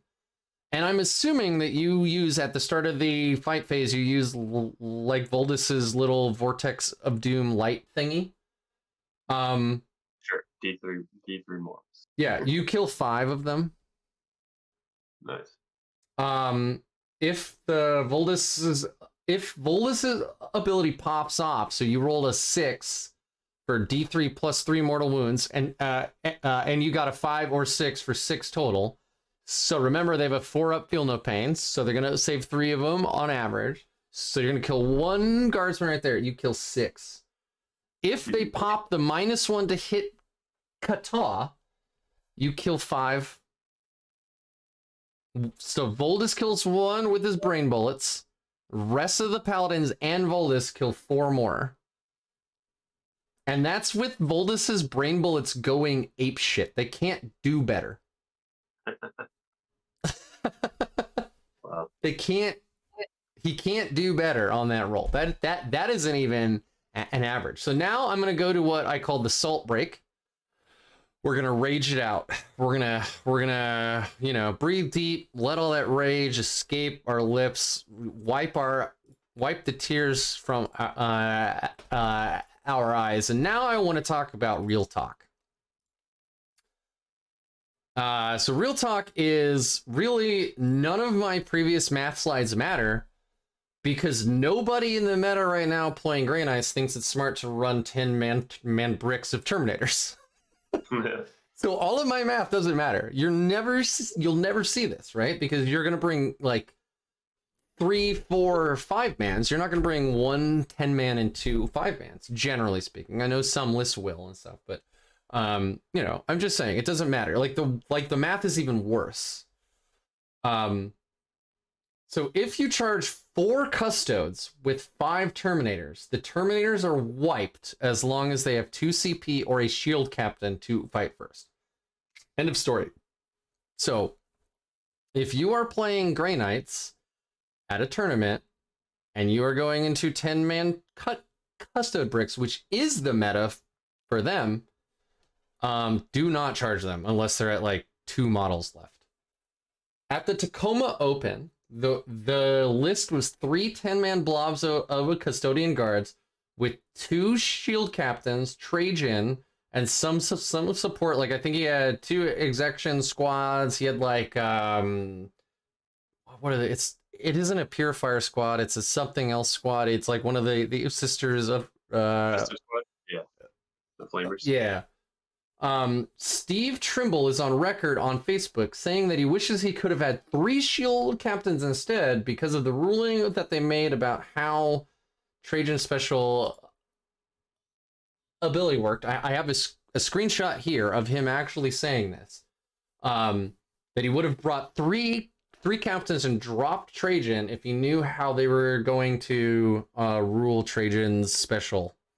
So Trajan, who is already 10 points less expensive than Drago and way better, is already not good enough for this GT winning tournament list.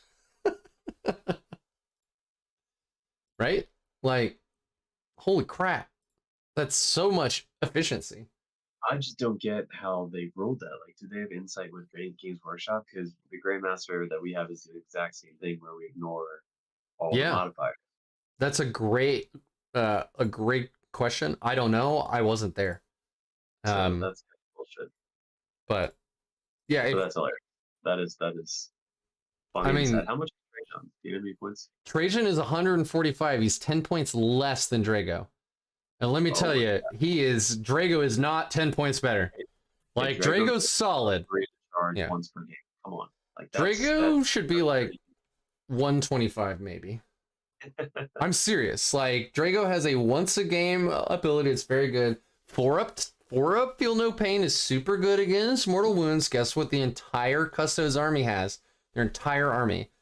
If you do mortal wounds into a tank, they get a 4-up feel no pain against mortal wounds. Like, we have to bring Drago to actually get that on one unit for a huge point penalty. But that's yeah, another Salt Lick video.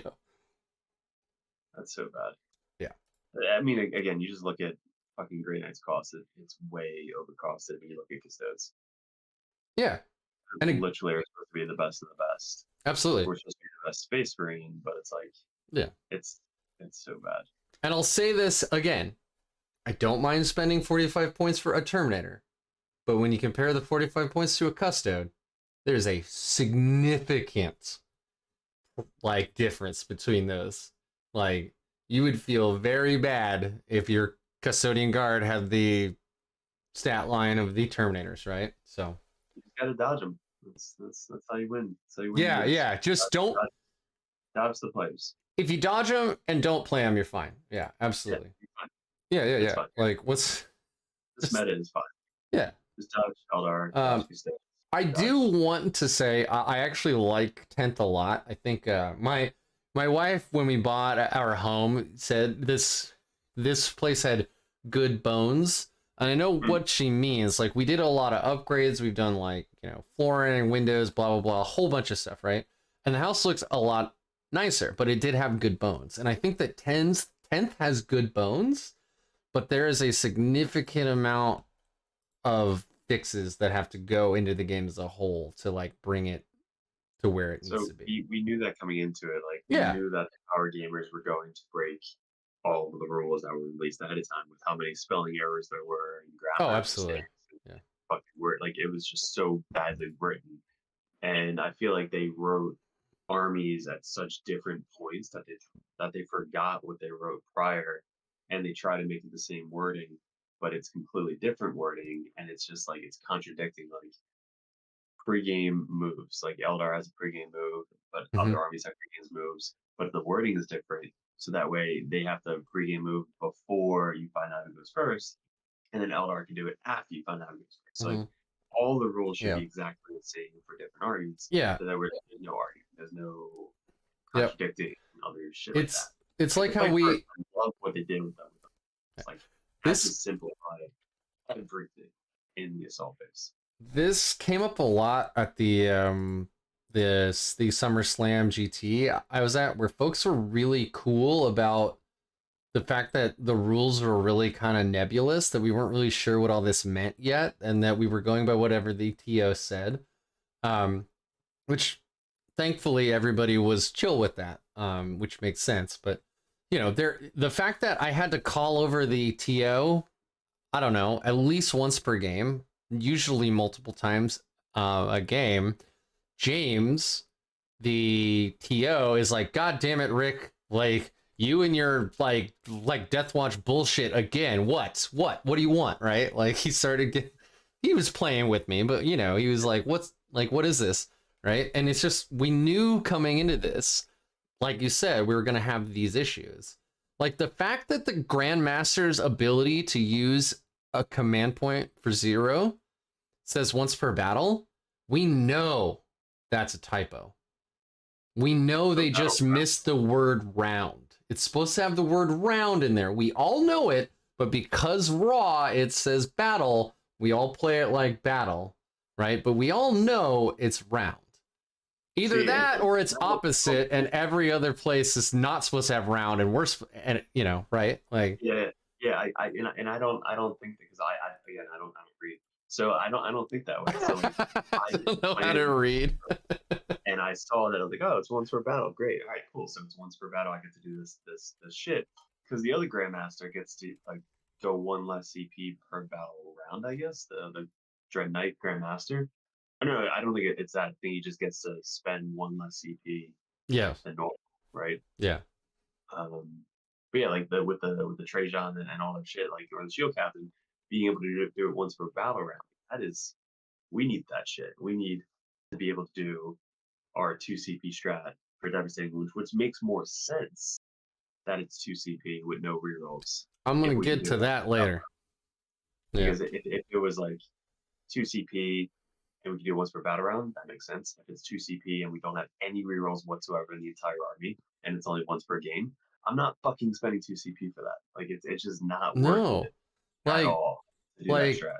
right now, if you charge Terminators into something, you know you're either gonna wipe them. Like, let's say you roll 5 Terminators into like a 10-man guardsman squad. Like, you know you're gonna kill the guardsman, right? Like, and you always were. You're gonna hit on 3s, wound on 2s. Like, you know, if you really want to make sure you take that objective, you spend 2 CP to make sure that you kill them. Whatever. That's still like we know that, right? It's Might into do stuff. 2 extra 6s or something. Yeah, I don't know. It's just it, you know, it's I'm like just glad that our other strats are 1 CP, honestly. Like anytime that there was a 2 CP strat in 9th edition, I just never did. Like it was a very rare, like I didn't want to shun. Shun was 2 CP. I was like, fuck shun. I'm no, never gonna shun ever again. I feel the same way in 10th though for Grey Knights specifically. Like if we have fight first for 2 CP, that's great. That's super good. But like our current index, the 2 CP, you're like Radiant Strike. I don't know. Yeah, Like I it's don't do not. radiant strike. I don't shoot as that 12. But the only Yeah, time I do that is if it's once per game on the Grandmaster. right. That's And the that's only my time point. Like so then why, you know, why is it 2 CP if it's, and it doesn't change the math that much a lot of the time. It does into like high toughness stuff, but without rerolls, like Oath of Moment, right? Like you can, you know, let's say you're shooting a knight with bolters. You have lethal hits on your whole army, like Deathwatch gets. You can just fish for 6s for lethal hits because you're rerolling all your hits anyway. You're wounding like on 6s, so you just reroll all your 6s to wound. So like you shoot 30 times, you're gonna get, you know, 7 to 8 wounds through, which is far more than you would without rerolls. But we don't even get rerolls. You charge in lethal hits. You got 5 guys swinging 4 times. You got like 20 attacks, right? Like, what's the math on that? You get 3 lethal hits out of that. Well, You get 3 to 4 lethal hits out of that. Yeah, you hit maybe Yeah. 15 times, 14 times, and then you're probably gonna do 2 6s, maybe 3 if you're lucky. Yeah. 3 is So the it's like, math because 18 would be 3 6s. So yeah, like you're gonna yeah, get so 3 lethal wounds, but it's but not, you don't get, yeah. even if it was 1 CP, I probably wouldn't do it most often because like my 1 CP is going towards -1 AP and shunting away. Like that's the 2 strats I use almost every single time. 100%. Yeah. So it's like if it was a 1 CP strat, I'm still like on the fence. Like, do I do devastating wounds or not? Yeah. And I'll mention again, Derek and I both know our movement stuff is top notch. It's amazing. Into any army except maybe GSC, where they just have so many units like locking you down that you can't drop anywhere. Like we're amazing. Our movement stuff is amazing. But like when it comes to winning primary, which is taking objectives for 45 points, it doesn't feel like we're worth 45 points for a Terminator. That's my whole thing. So I'm gonna get back to yeah. Or what? Did you lose me again? No, I was saying 51 points for a paladin. Oh, right. Okay. I think you moved away from your mic and we didn't hear you. So, anyway, so continuing the real talk thing, like you're never gonna bring a 10-man Terminator squad, really. Not against most opponents. I saw some stuff in here where folks are saying into Necron blobs you're gonna want them. I fired 2 Proteus kill teams into a 20-man Necron blob with like hitting on 2s, wounding on 2s with full rerolls, and I could barely kill them. I don't think a 10-man Terminator blob is gonna change the math at all. in any fucking way that's measurable, or like it doesn't matter. Just bring 2 5-mans. It doesn't matter. Like Necrons are effectively unkillable at the moment if they want to be. I think you just have to kill characters. I think that's really what it's going to come down to be. The purgation or the purifier squad coming down within 3 inches and then just shooting the solo characters.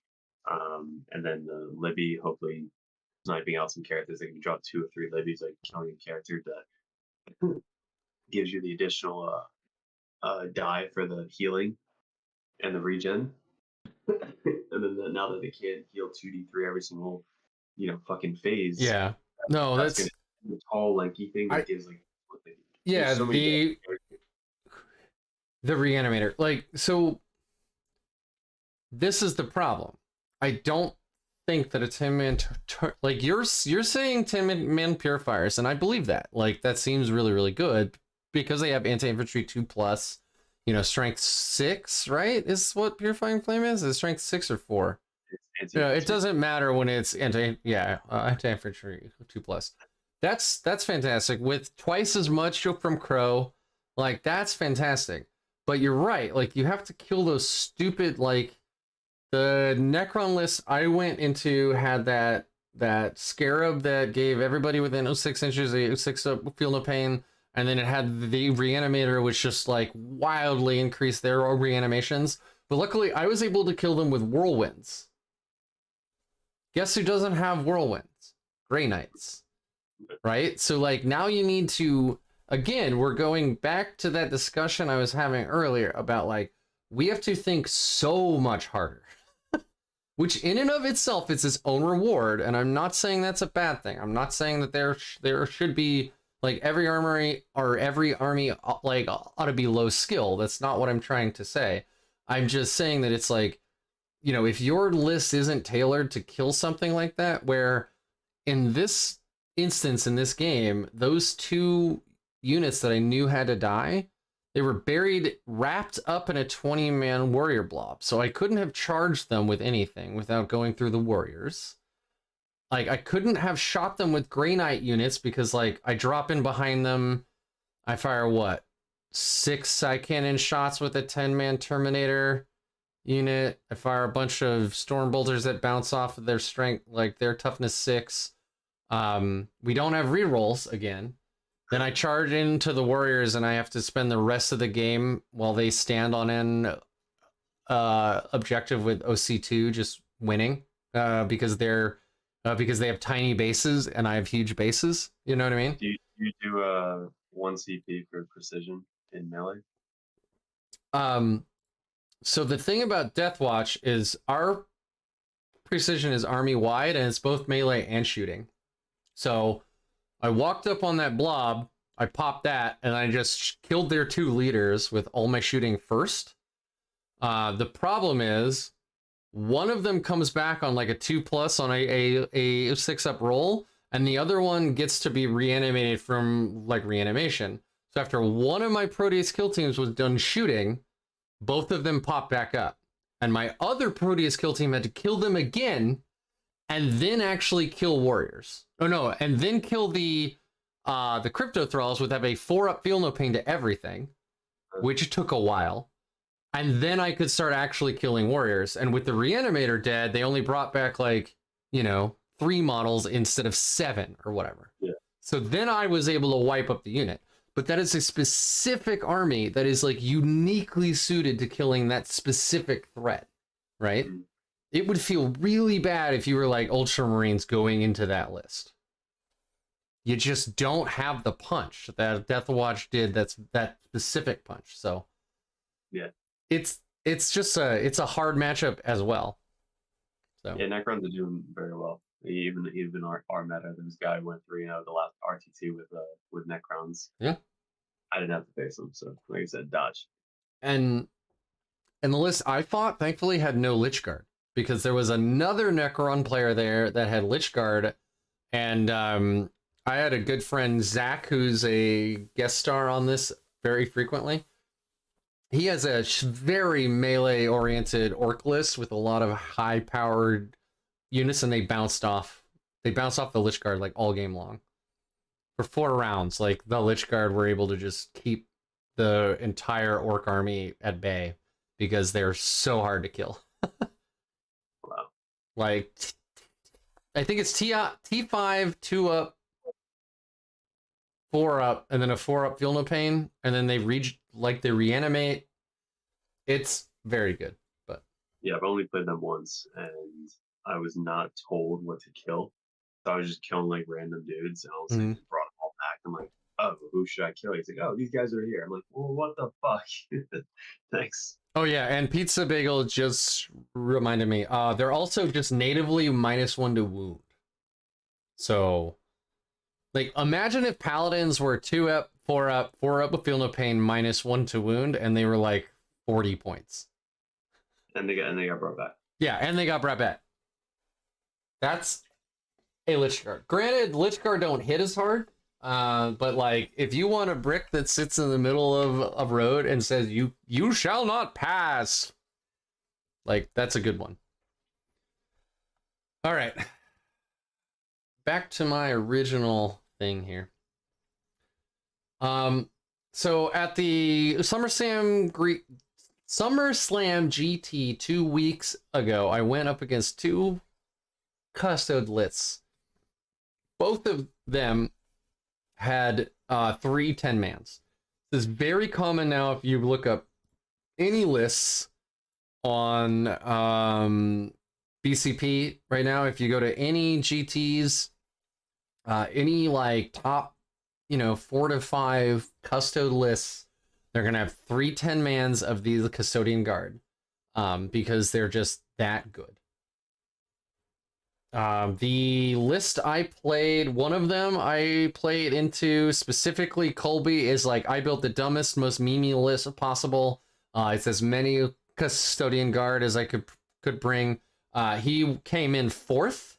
The only reason he came in 4th is he lost to GSC, who was the winner of the event, and the only reason he came in 4th is because there was like a 7-point difference between 2, 3, and 4. That, like, that's it. His list was that good, and he literally told me and was joking. Great guy, by the way. He was joking with me the whole game that he basically built the most meme list he possibly could by shoving as many Custodian Guard into one list as possible. That's it. We can't do that. You know what I mean? How many Termies? I guess it's about the same amount of points, right? Huh? You just do 3 full Terminator squads. What am I doing? I think I'm gonna make 3 Terminator squads and see what we can do. Okay. So here's situation 8. This is pretending that the custos either don't have the CP or the ability, or they just lose the fight first strat in a FAQ or whatever. So let's pretend that the custos do not have that strat, and you want to kill a 10-man guard brick with the standard meta GK list. So lots of librarians and 5-man Terminator squads, right? If you charge one of those 5-man Terminator squads into a 10-man of custos with no buffs, with lethal hits on the charge, you kill 2. If you consider that the Libby does an average of 4 mortal wounds with Vortex of Doom, and 2 wounds with, I'm sorry, 1 wound with Purge Soul and 1 wound with their combi weapon, they're gonna save 2 of those Feel No Pain, or 2 of those mortal wounds from Vortex with their Feel No Pain. You're gonna kill just over 3 custos with 1 5-man and a librarian. Yay! That means if you do the math on that, and they just cannot fight first ever again, that means that to wipe out 1 10-man brick, you have to charge with 4 5-mans, 3 of which could have a librarian that can almost kill 1 between Vortex and shooting. Maybe you could chip a wound or two with storm bolters or incinerators and side cannons, but that's unlikely to actually kill one. So if they, however, keep the -1 damage strat, this is where things get even dumber. Our melee damage is halved.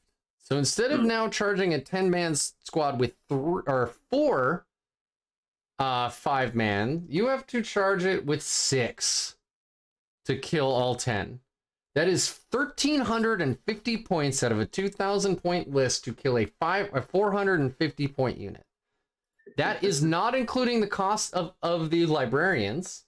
So you're really looking at like almost 1,700 points, almost your entire fucking list to kill one 450 point unit that popped a 1 CP strat. This is with a meta list that's mostly Terminators. That's fair. Yeah, that's totally fair, right? That seems like it's balanced. I have to concur. Yeah, the math is awful, and I'm trying not to be like this. Again, this is the salt lick. Like I can go ahead and air these grievances and be funny. Like I'm not like. Here's the comparison, right? That 30 custodians list with 3 shield captains and like 1 small unit in the background. Compare that exact list to what we have. Okay. 3 librarians and 30 terminators and 1 strike squad and a Calidus assassin just for shits and giggles. So Yeah. Okay. each terminator brick has 2 side cannons, which are 6 shots, AP1, 2 damage. That's for both of them. Yeah. Yeah, compared to every single spear that has how many shots? Actually, let's go back. Let's go to slide number 3 here. The Guardian Spear in shooting has 2 attacks, BS2, strength 4, -1, 2 damage. So kind of like the mastercrafted storm bolters we saw on like Drago in 9th. However, they're rerolling wounds, and once a game they can shoot twice. So there you go. So we have 8 storm bolters that are not like they shoot 24 inches twice. So it's that. But then we have 6 shots. That AP1, 2 damage compared to what they have that they get full rerolls and all this crazy shit. So that's the comparison to shooting. And then with melee, we already went over that. It's not even the same. Nope. And then our brother librarian just does the mortal wounds, which they have a 4 mortal wound save. So that exact list, do you think that our Grey Knight list would have the same, thing as their list, the same winning path or winning percentage? No, I'm really glad you brought up the librarian, by the way, because I did not forget to do the math on what a librarian does. So the librarian is not great. It is a buffing unit, not a combat unit. 1 Grey Knight Libby has a 25% chance to kill 1 Custodian guard in ranged, assuming Vortex did 2 mortal wounds. And then with the combi weapon and Purge Soul, they basically get that other wound in there 25% of the time and kill 1. Then on melee, or in melee, on the charge, with lethal hits for being in a Terminator squad, they have a 12.7% chance to kill a single model by themselves. So, like, the Librarian is doing damage, but it's not doing, in this specific matchup, it's not doing a whole lot.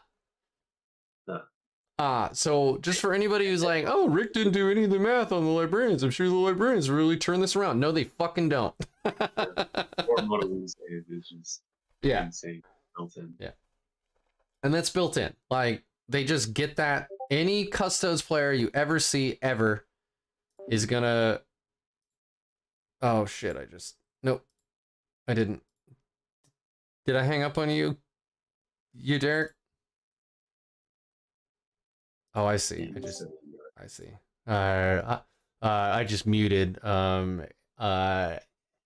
everything. Anyway, so Derek's gotta go. He got to hang out with us a whole hour longer than he planned, so Derek, go ahead and plug all your shit, man, and I will finish this up. There aren't a whole lot of slides that are left, guys, so just hang in there. I promise we're almost done.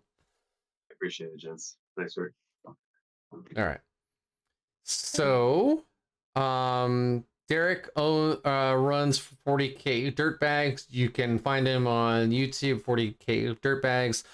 He is, again, the #1 best ranked Grey Knight player from the last season of the ITC. If you like learning about competitive Grey Knight stuff, he has videos up all the time. If you have some extra scratch, you can go ahead and support him on Patreon as well.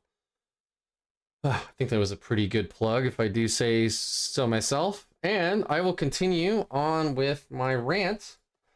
So, strategy. So what do we do, right? I have hemmed and hawed. I have cried and moaned. I have been sad and joyful. But what do we do? So the first thing is you have to carefully monitor your opponent's CP usage. If you want to charge and you see they have two CP, don't. That thing I said earlier where you want to ask for tokens or something to show on the table whether or not their shield captains have used their once around ability or not, like bring those tokens with you, because you know, people make mistakes. I'm not saying you're going up against like cheaters, but it's easy to forget that you didn't use that in the battle round, or that you did.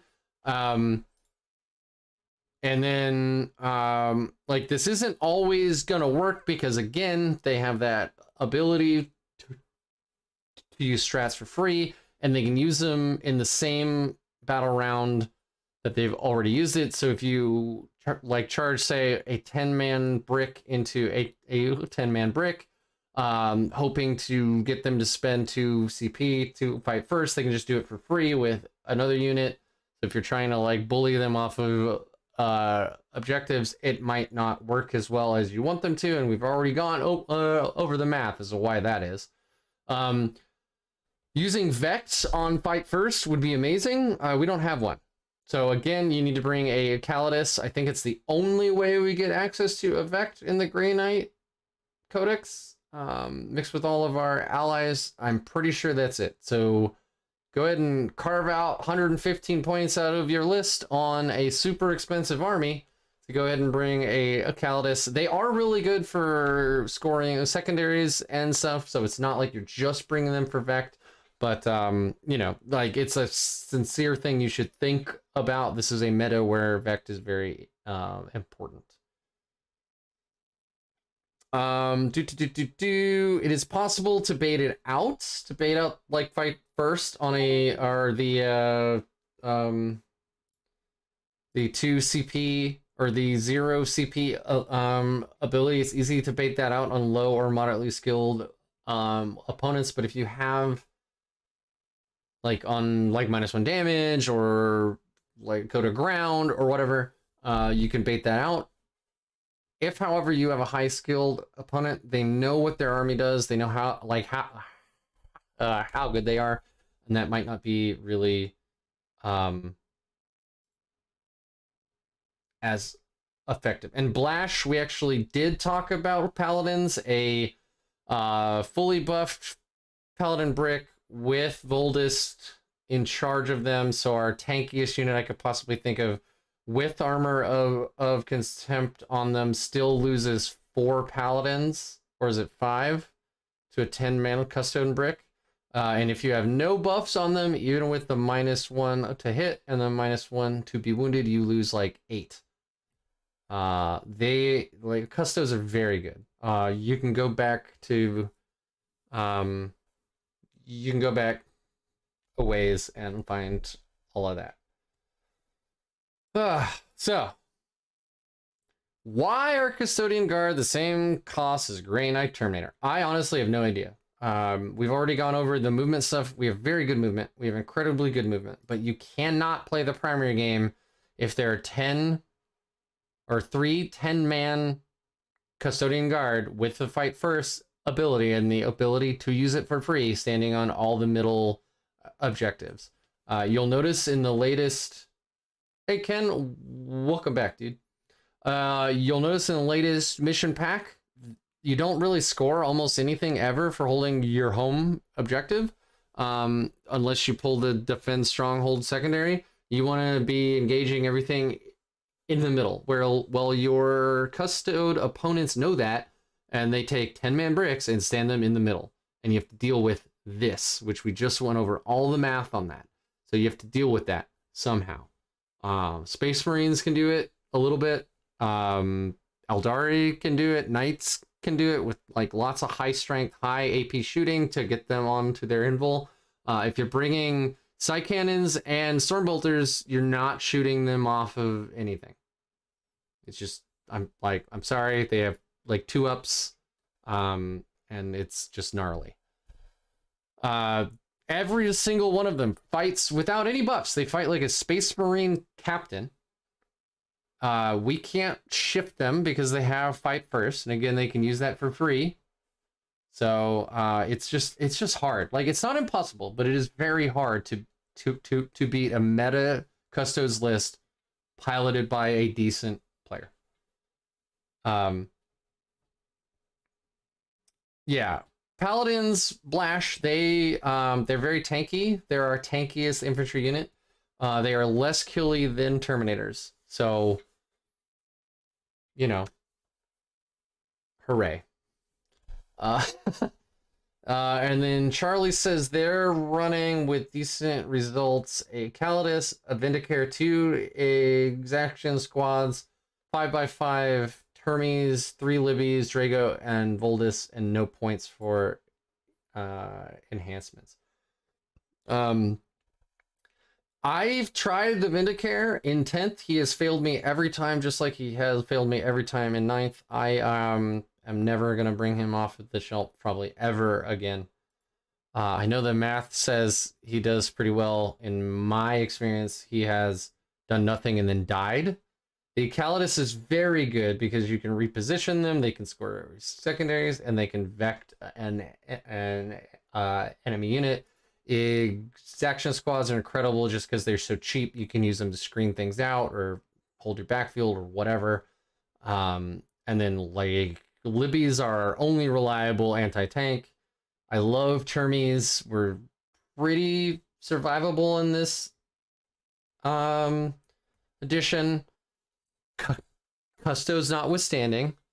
Voldus and Drago, I'm starting to not be sold on anymore. Voldus, I think, is a better pick than Drago. Just Drago is 155 points.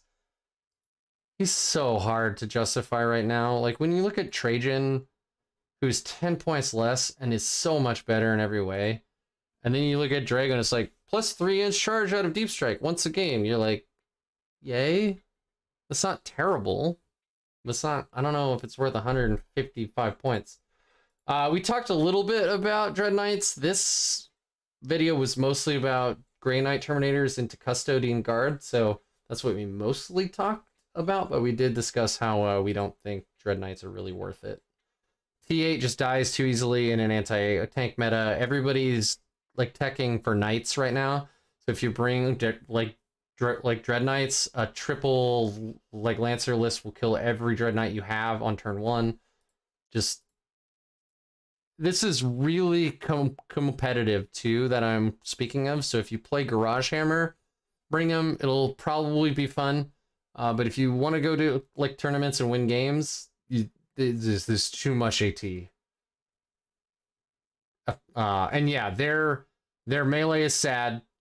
Their sweep is sad. Their fists are sad.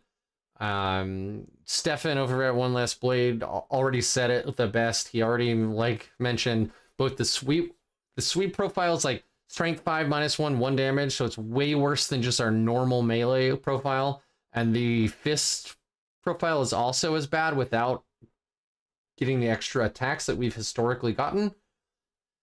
In 9th, I think fists were strength 12 -2 damage, and right now I think they're like strength 5 -1 1 damage or something like that. It's really bad.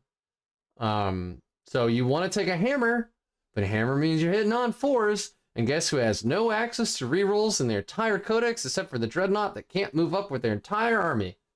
Grey Knights. Go ahead and take a lick of that salt lick, guys. Nom nom nom nom nom nom nom. All right. Second to last slide. We're almost done. We're there. We're right at the end, guys. So what could be done to balance the game? Points are obvious. If Games Workshop decides they don't want to change the rules at all, like Guard are gonna keep all their stratagems, all of their katas, and their stat line, they could go up 20 points apiece and probably still be worth it because they're fucking amazing. And we could go down 10 per model. 10 is probably pretty aggressive, but like comparatively, you can see what I'm saying. There is no way in no world does a 10-man Custode Guard list lose to a 10-man Grey Knight, or a 10-man Custode blob lose to a 10-man Grey Knight Terminator blob if they have either a shield captain or 2 CP. They fight first and they kill us. Every time, 100%. It's bad.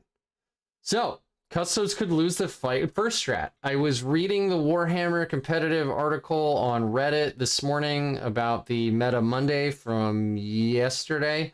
And some of the players there who had done very well with Custodes or had friends who play them were talking about how unfun the Custode mirror is. Because the Custodes players obviously know that the other one, like what the other ones can do, and so they just don't charge each other, and they do these weird things where they like toe in on objectives and try to take as much OC as possible and then kill models in shooting. But like no one wants to charge because they know is like the instant they do charge, they lose the unit because Custodian Guard are just as good into Custodian Guard as they are into Grey Knight Terminators. Keep that in mind. They are far more killy than they are tanky. So it's apparently the most boring match in the world to watch because no one wants to do anything. They could lose the free strat characters. Like honestly, I'm starting like as a Space Marine player playing Deathwatch. I can see how that is a very unfun mechanic to play against. So yeah, I could see that. The fact that you basically have to bring a Vect kick character, which again, Grey Knights only have the one assassin, feels bad because then you have to bait out the fight first, which means losing a unit to be able to Vect it. But then if they're a really good Custodes player and you charge like 5 Terminators into a 10-man brick, they're not going to use it because they know you're going to bounce. So like that stuff only works against lower skilled players. Do you think having back variant force hammers would be good? I'm honest. So the hammer thing, I'm the one guy I think on the whole internet that doesn't care. I'm gonna get to this in a bit. I'd rather see, like, I like the fact that we have one profile for learning and ease of like use and modeling. It's really nice to just have like a mix unit, like 3 guys have hammers and 1 guy has a pole arm and 1 has like a sword. I think it looks really nice without having to worry about a different profile. I think we could do stuff like add lethal wounds to all of our attacks. I think that'd be more interesting than bringing back hammers, which of course are going to cost more. Or then you have 2 weapon profiles and you have to keep track of those, blah, blah, blah. So yeah. I don't know. I agree with you, Charlie.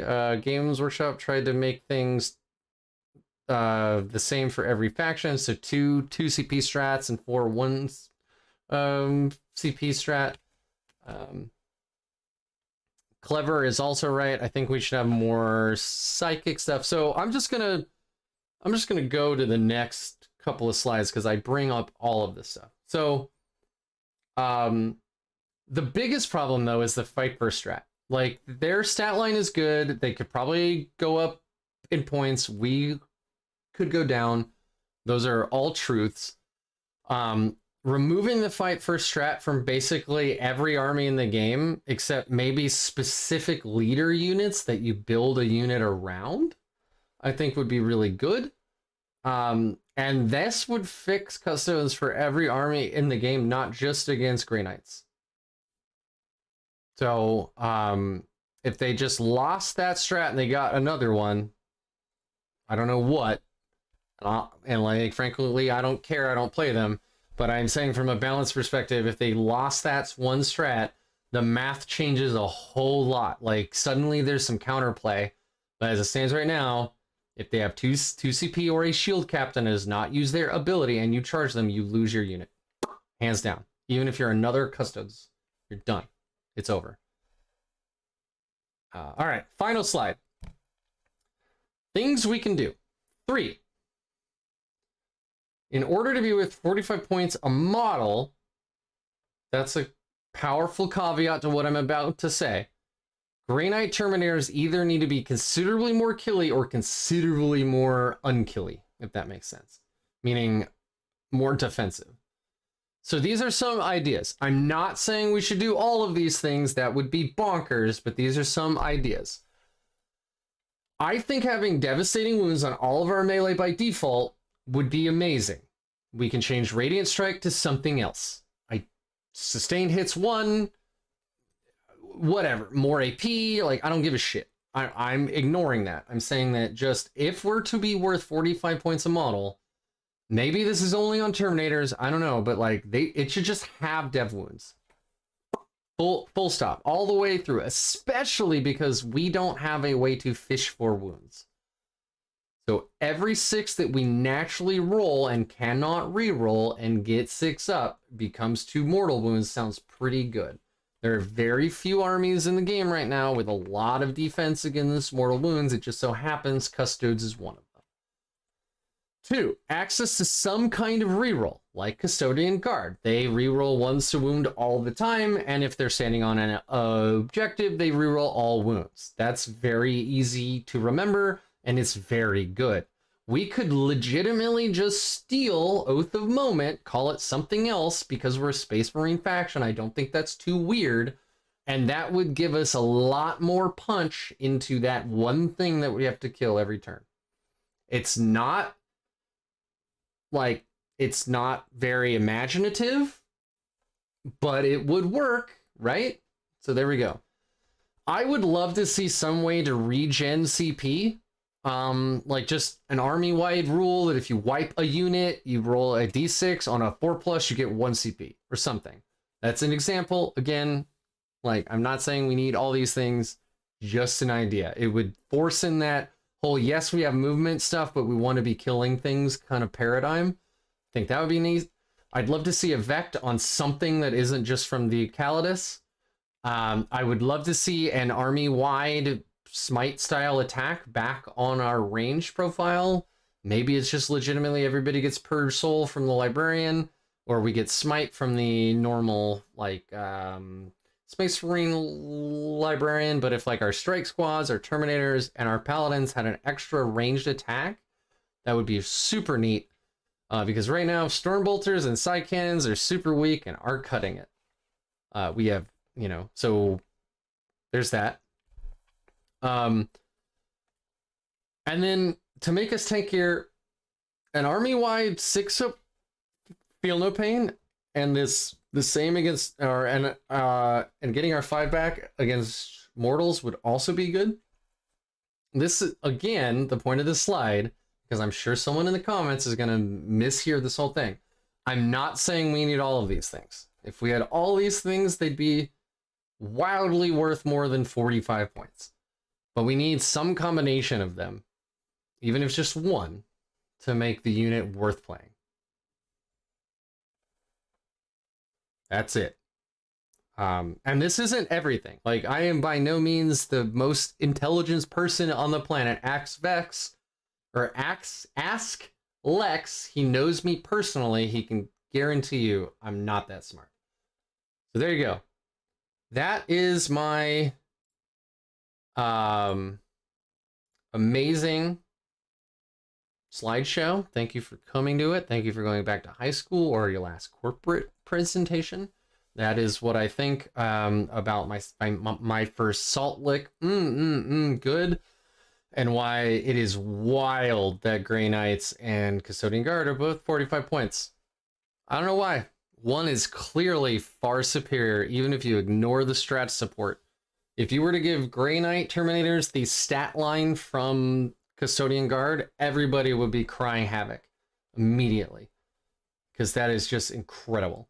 Like, toughness 6, movement 6, 3 wounds, ability to have shields, built-in wound rerolls, like just crazy good shooting, firing twice. Ugh.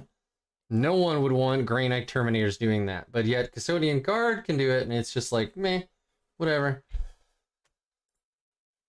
All right, I am way far back on our chat now, so let's get through all this. Radiant trait is too expensive. True.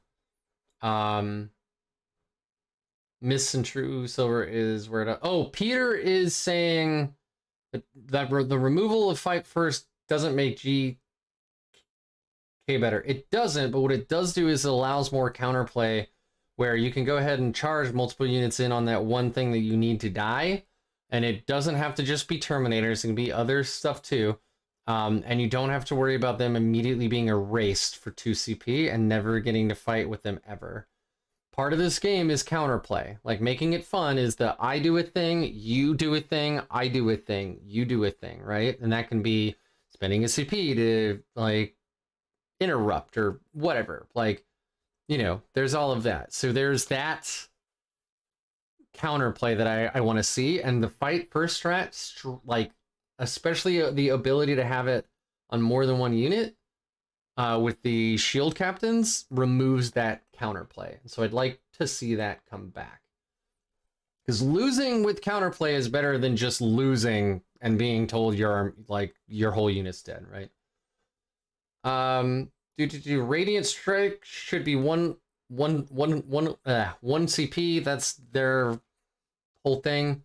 For 45 points, I don't agree. I think they should just have it. Base. Give Terminators the lethal hits plus dev wounds. Those actually don't synergize well together. If you have dev wounds, you don't want lethal hits most of the time. So I think that would be fine, but I'd like to see just Nemesis Force weapons get the devastating wounds on our Strike Marines, on everybody, just across the whole army, if they're going to stay this expensive. Terminators are just the unit I use to kind of force this narrative. Wouldn't help us. Oh, Oath of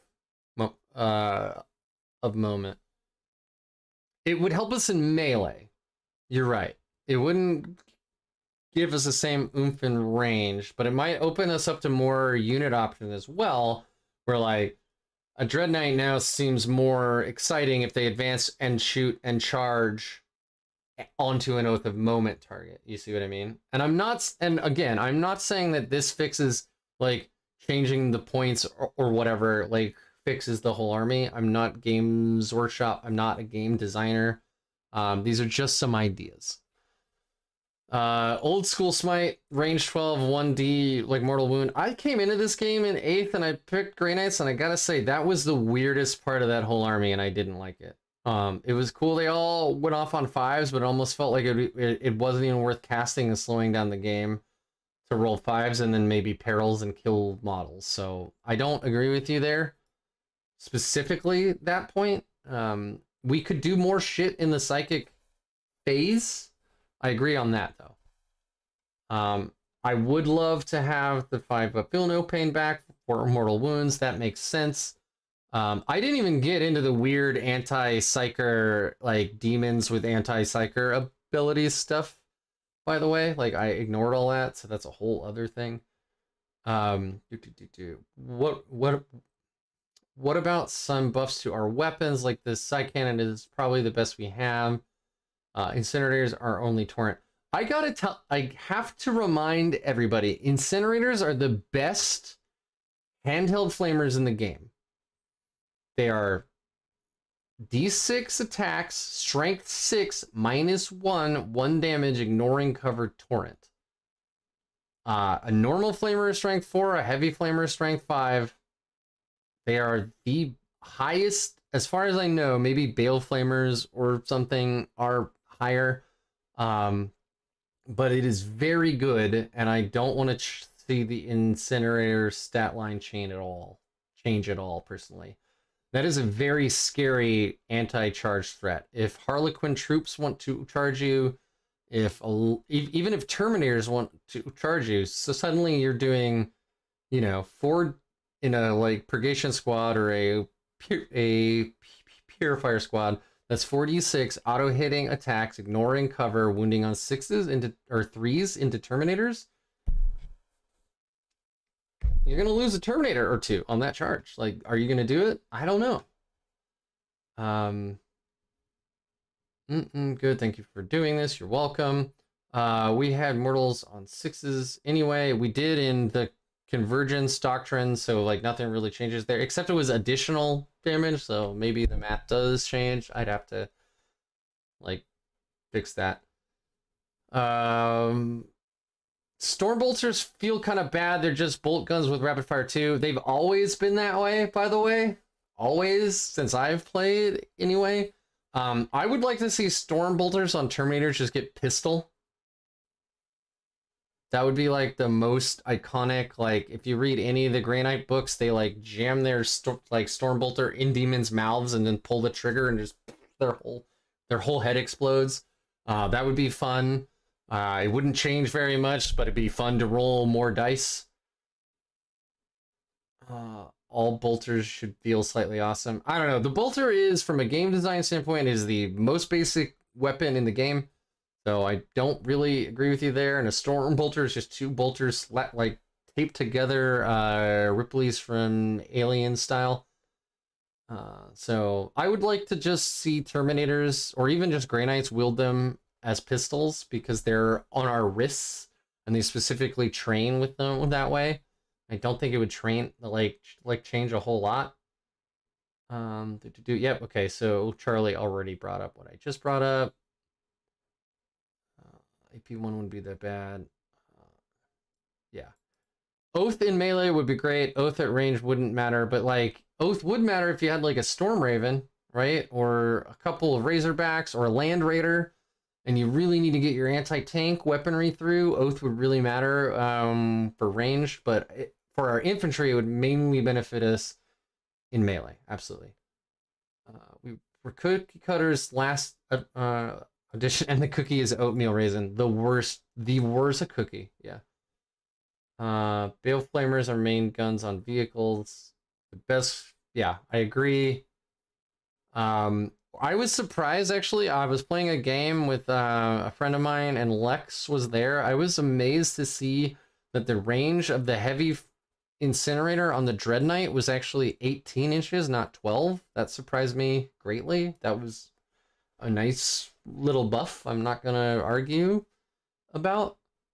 Anyone take the Land Raider Redeemer effectively yet? No, and the reason is the same reason that Dread Knights are bad. So competitively, and remember that, I'm speaking competitively, a Land Raider is a fucking dead Land Raider because you're going to run into, double Wraith Knight lists. You're gonna run it, or is it Wraith Knight? What's the big stompy guy that does all the crazy mortal wounds? I think it's Wraith Knight. You're gonna run into triple Gladiator Lancer lists. You're gonna run into double 10-man Desolator Marine lists. You're gonna run into all these things. They're just designed to kill knights because right now knights are a boogeyman, and you can't kill knights without high strength weaponry with lots of rerolls to make them really efficient. Because strength 9 las cannons into a T12 knight still feels bad without rerolls. So Land Raiders just die in this meta. They just die. They're very cool. I love the model. They are super lore correct. I love the idea of assault rants for like you move it up, they get out, like Terminator's charge. The problem is if you go second, it probably dies. If you go first, you've probably hidden it behind a ruin, and now it's 7 inches of movement just to get it out from around the movement, like the ruin, because it's a huge model. And then you move 6, or you move 5 more, and you're still not in range to actually charge. So like, why did you bring it in the first place? I don't know. I love the model. I think they're iconic. They're amazing. They're those World War I tank like look and everything. I just, in this meta, they don't live. They're either ignored because you have one of them, or you're scared of them and you pop them immediately. So put them in purifiers, drop them into deep strike. 28, yeah. Yes, I agree. Right now, I think I haven't played with them enough. I think a 10-man purifier squad led by Crow, at least one of them with 4 flamers. Also, I'm amazed purifiers don't get a bonus to using incinerators. That's weird to me. Like, even if they just got 1 more AP when like using them, I think that would be really cool. That does mean they'd be -3 AP if you did plunging fire with them, so that's probably why they didn't do that, ignoring cover.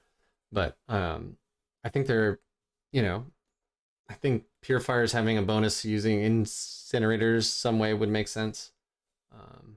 What program am I using for what? For the slideshow, it's just Google Sheets. For the actual casting, it's Streamlabs, OBS. Everything I do with Streamlabs, by the way, you can do with the free OBS. I'm just lazy, and they have some cool plugins that I pay like $40 a year for. So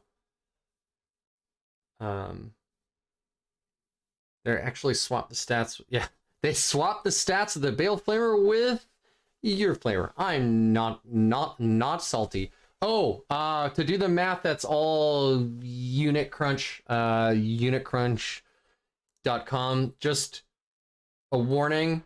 It's an incredibly useful program. It is very easy to make mistakes in there where you like forgot an AP or you added too many attacks or whatnot. So just check your math, because I had to do that multiple times. And I'm a programmer, so.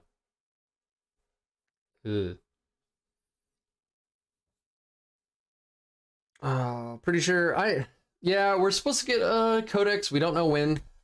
I think a general timeline was leaked or something. I don't know how much we believe any of that right now, but what is the point of a Justicar on Paragons? I don't think so. In 9th, they were the sergeant. They had 1 more attack, and they increased the leadership of the unit by 1 as long as they were alive. Right now, there are no Paragons, there are no Justicars, there are no sergeants. As far as I'm aware, a unit is either led by whatever unit you want, like their base stats, or they are led by a leader unit right now. So, yeah. I hope a codex is good. See, this is the thing. I want our codex to be good. I don't want it to be so good that we are top dog, unstoppable for like 6 weeks, and then we get nerfed into oblivion and play a shitty game for 2 editions, you know? I want it to be good. Like, I asked this question a lot in 9th when I was interviewing folks, and I asked them, would you rather a codex come out that's super powerful or underpowered and is later buffed? And almost everybody I spoke to said they'd rather the latter than the former. No one wants another Drakari winter where they got their AOR, their codex, and their like White Wolf at the same time, and then they were just unstoppable for 6 months. That was really boring. Like, oh, Drakari came in 1st and 2nd and 3rd at a tournament again. Anyway, right, boring. Here's my. I don't think you're in danger of that. Thanks, man. Oh, nice. I hope this was a fun first Salt Lick episode. I hope folks didn't get see too much salt. I hope this was still fun. I hope it pointed out some craziness that's actually going on in the meta right now.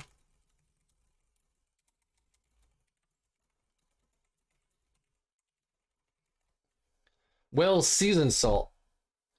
Thanks, Rick. Yep. No problem. Thanks for the stream. Sorry I came late. No problem, dude. Like, you know, time is a thing. Yeah. It was really math hammery. I'm sure I turned a lot of people off, but I wanted to emphasize again how fucking broken that unit is.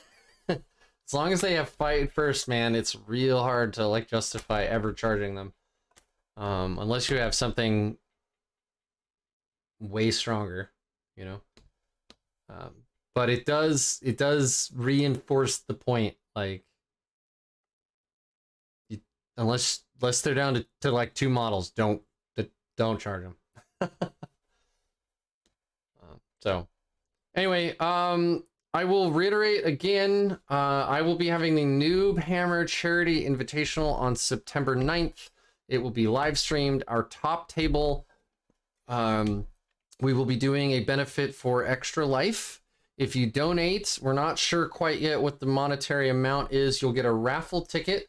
We have a ton of stuff being donated to us by Logitech that we can give out as raffle tickets. But what's even better is every one of those monetary values that you give that will go to Extra Life, we keep none of it. You will be able to make the players on the top table roll against a list of horrible things that will happen to their table. So that includes destroying terrain, adding terrain, meteors crashing down and like making like mortal wounds occur to every unit. All kinds of wild stuff that we're still putting together. So tune in for that. It is specifically a non-competitive tournament, but the only table being streamed will be the top table. So that is the one you will be able to fuck with. I have already invited 17 out of 18 people that are confirmed. It will be a great time. A whole bunch of cool people from all over the Pacific Northwest that whom I respect very much. Stefan from One Last Blade and his brother Graham are confirmed, so they will be there as well. So tune in for that. Again, we keep none of the money. It all goes to Extra Life, which supports children's hospitals across North America. So it's a great cause. And then like, comment, subscribe, share, all that shit. A link to my Discord is down below. We're very active. We have fun in there. So do all that. And then don't forget, guys, to call your mother.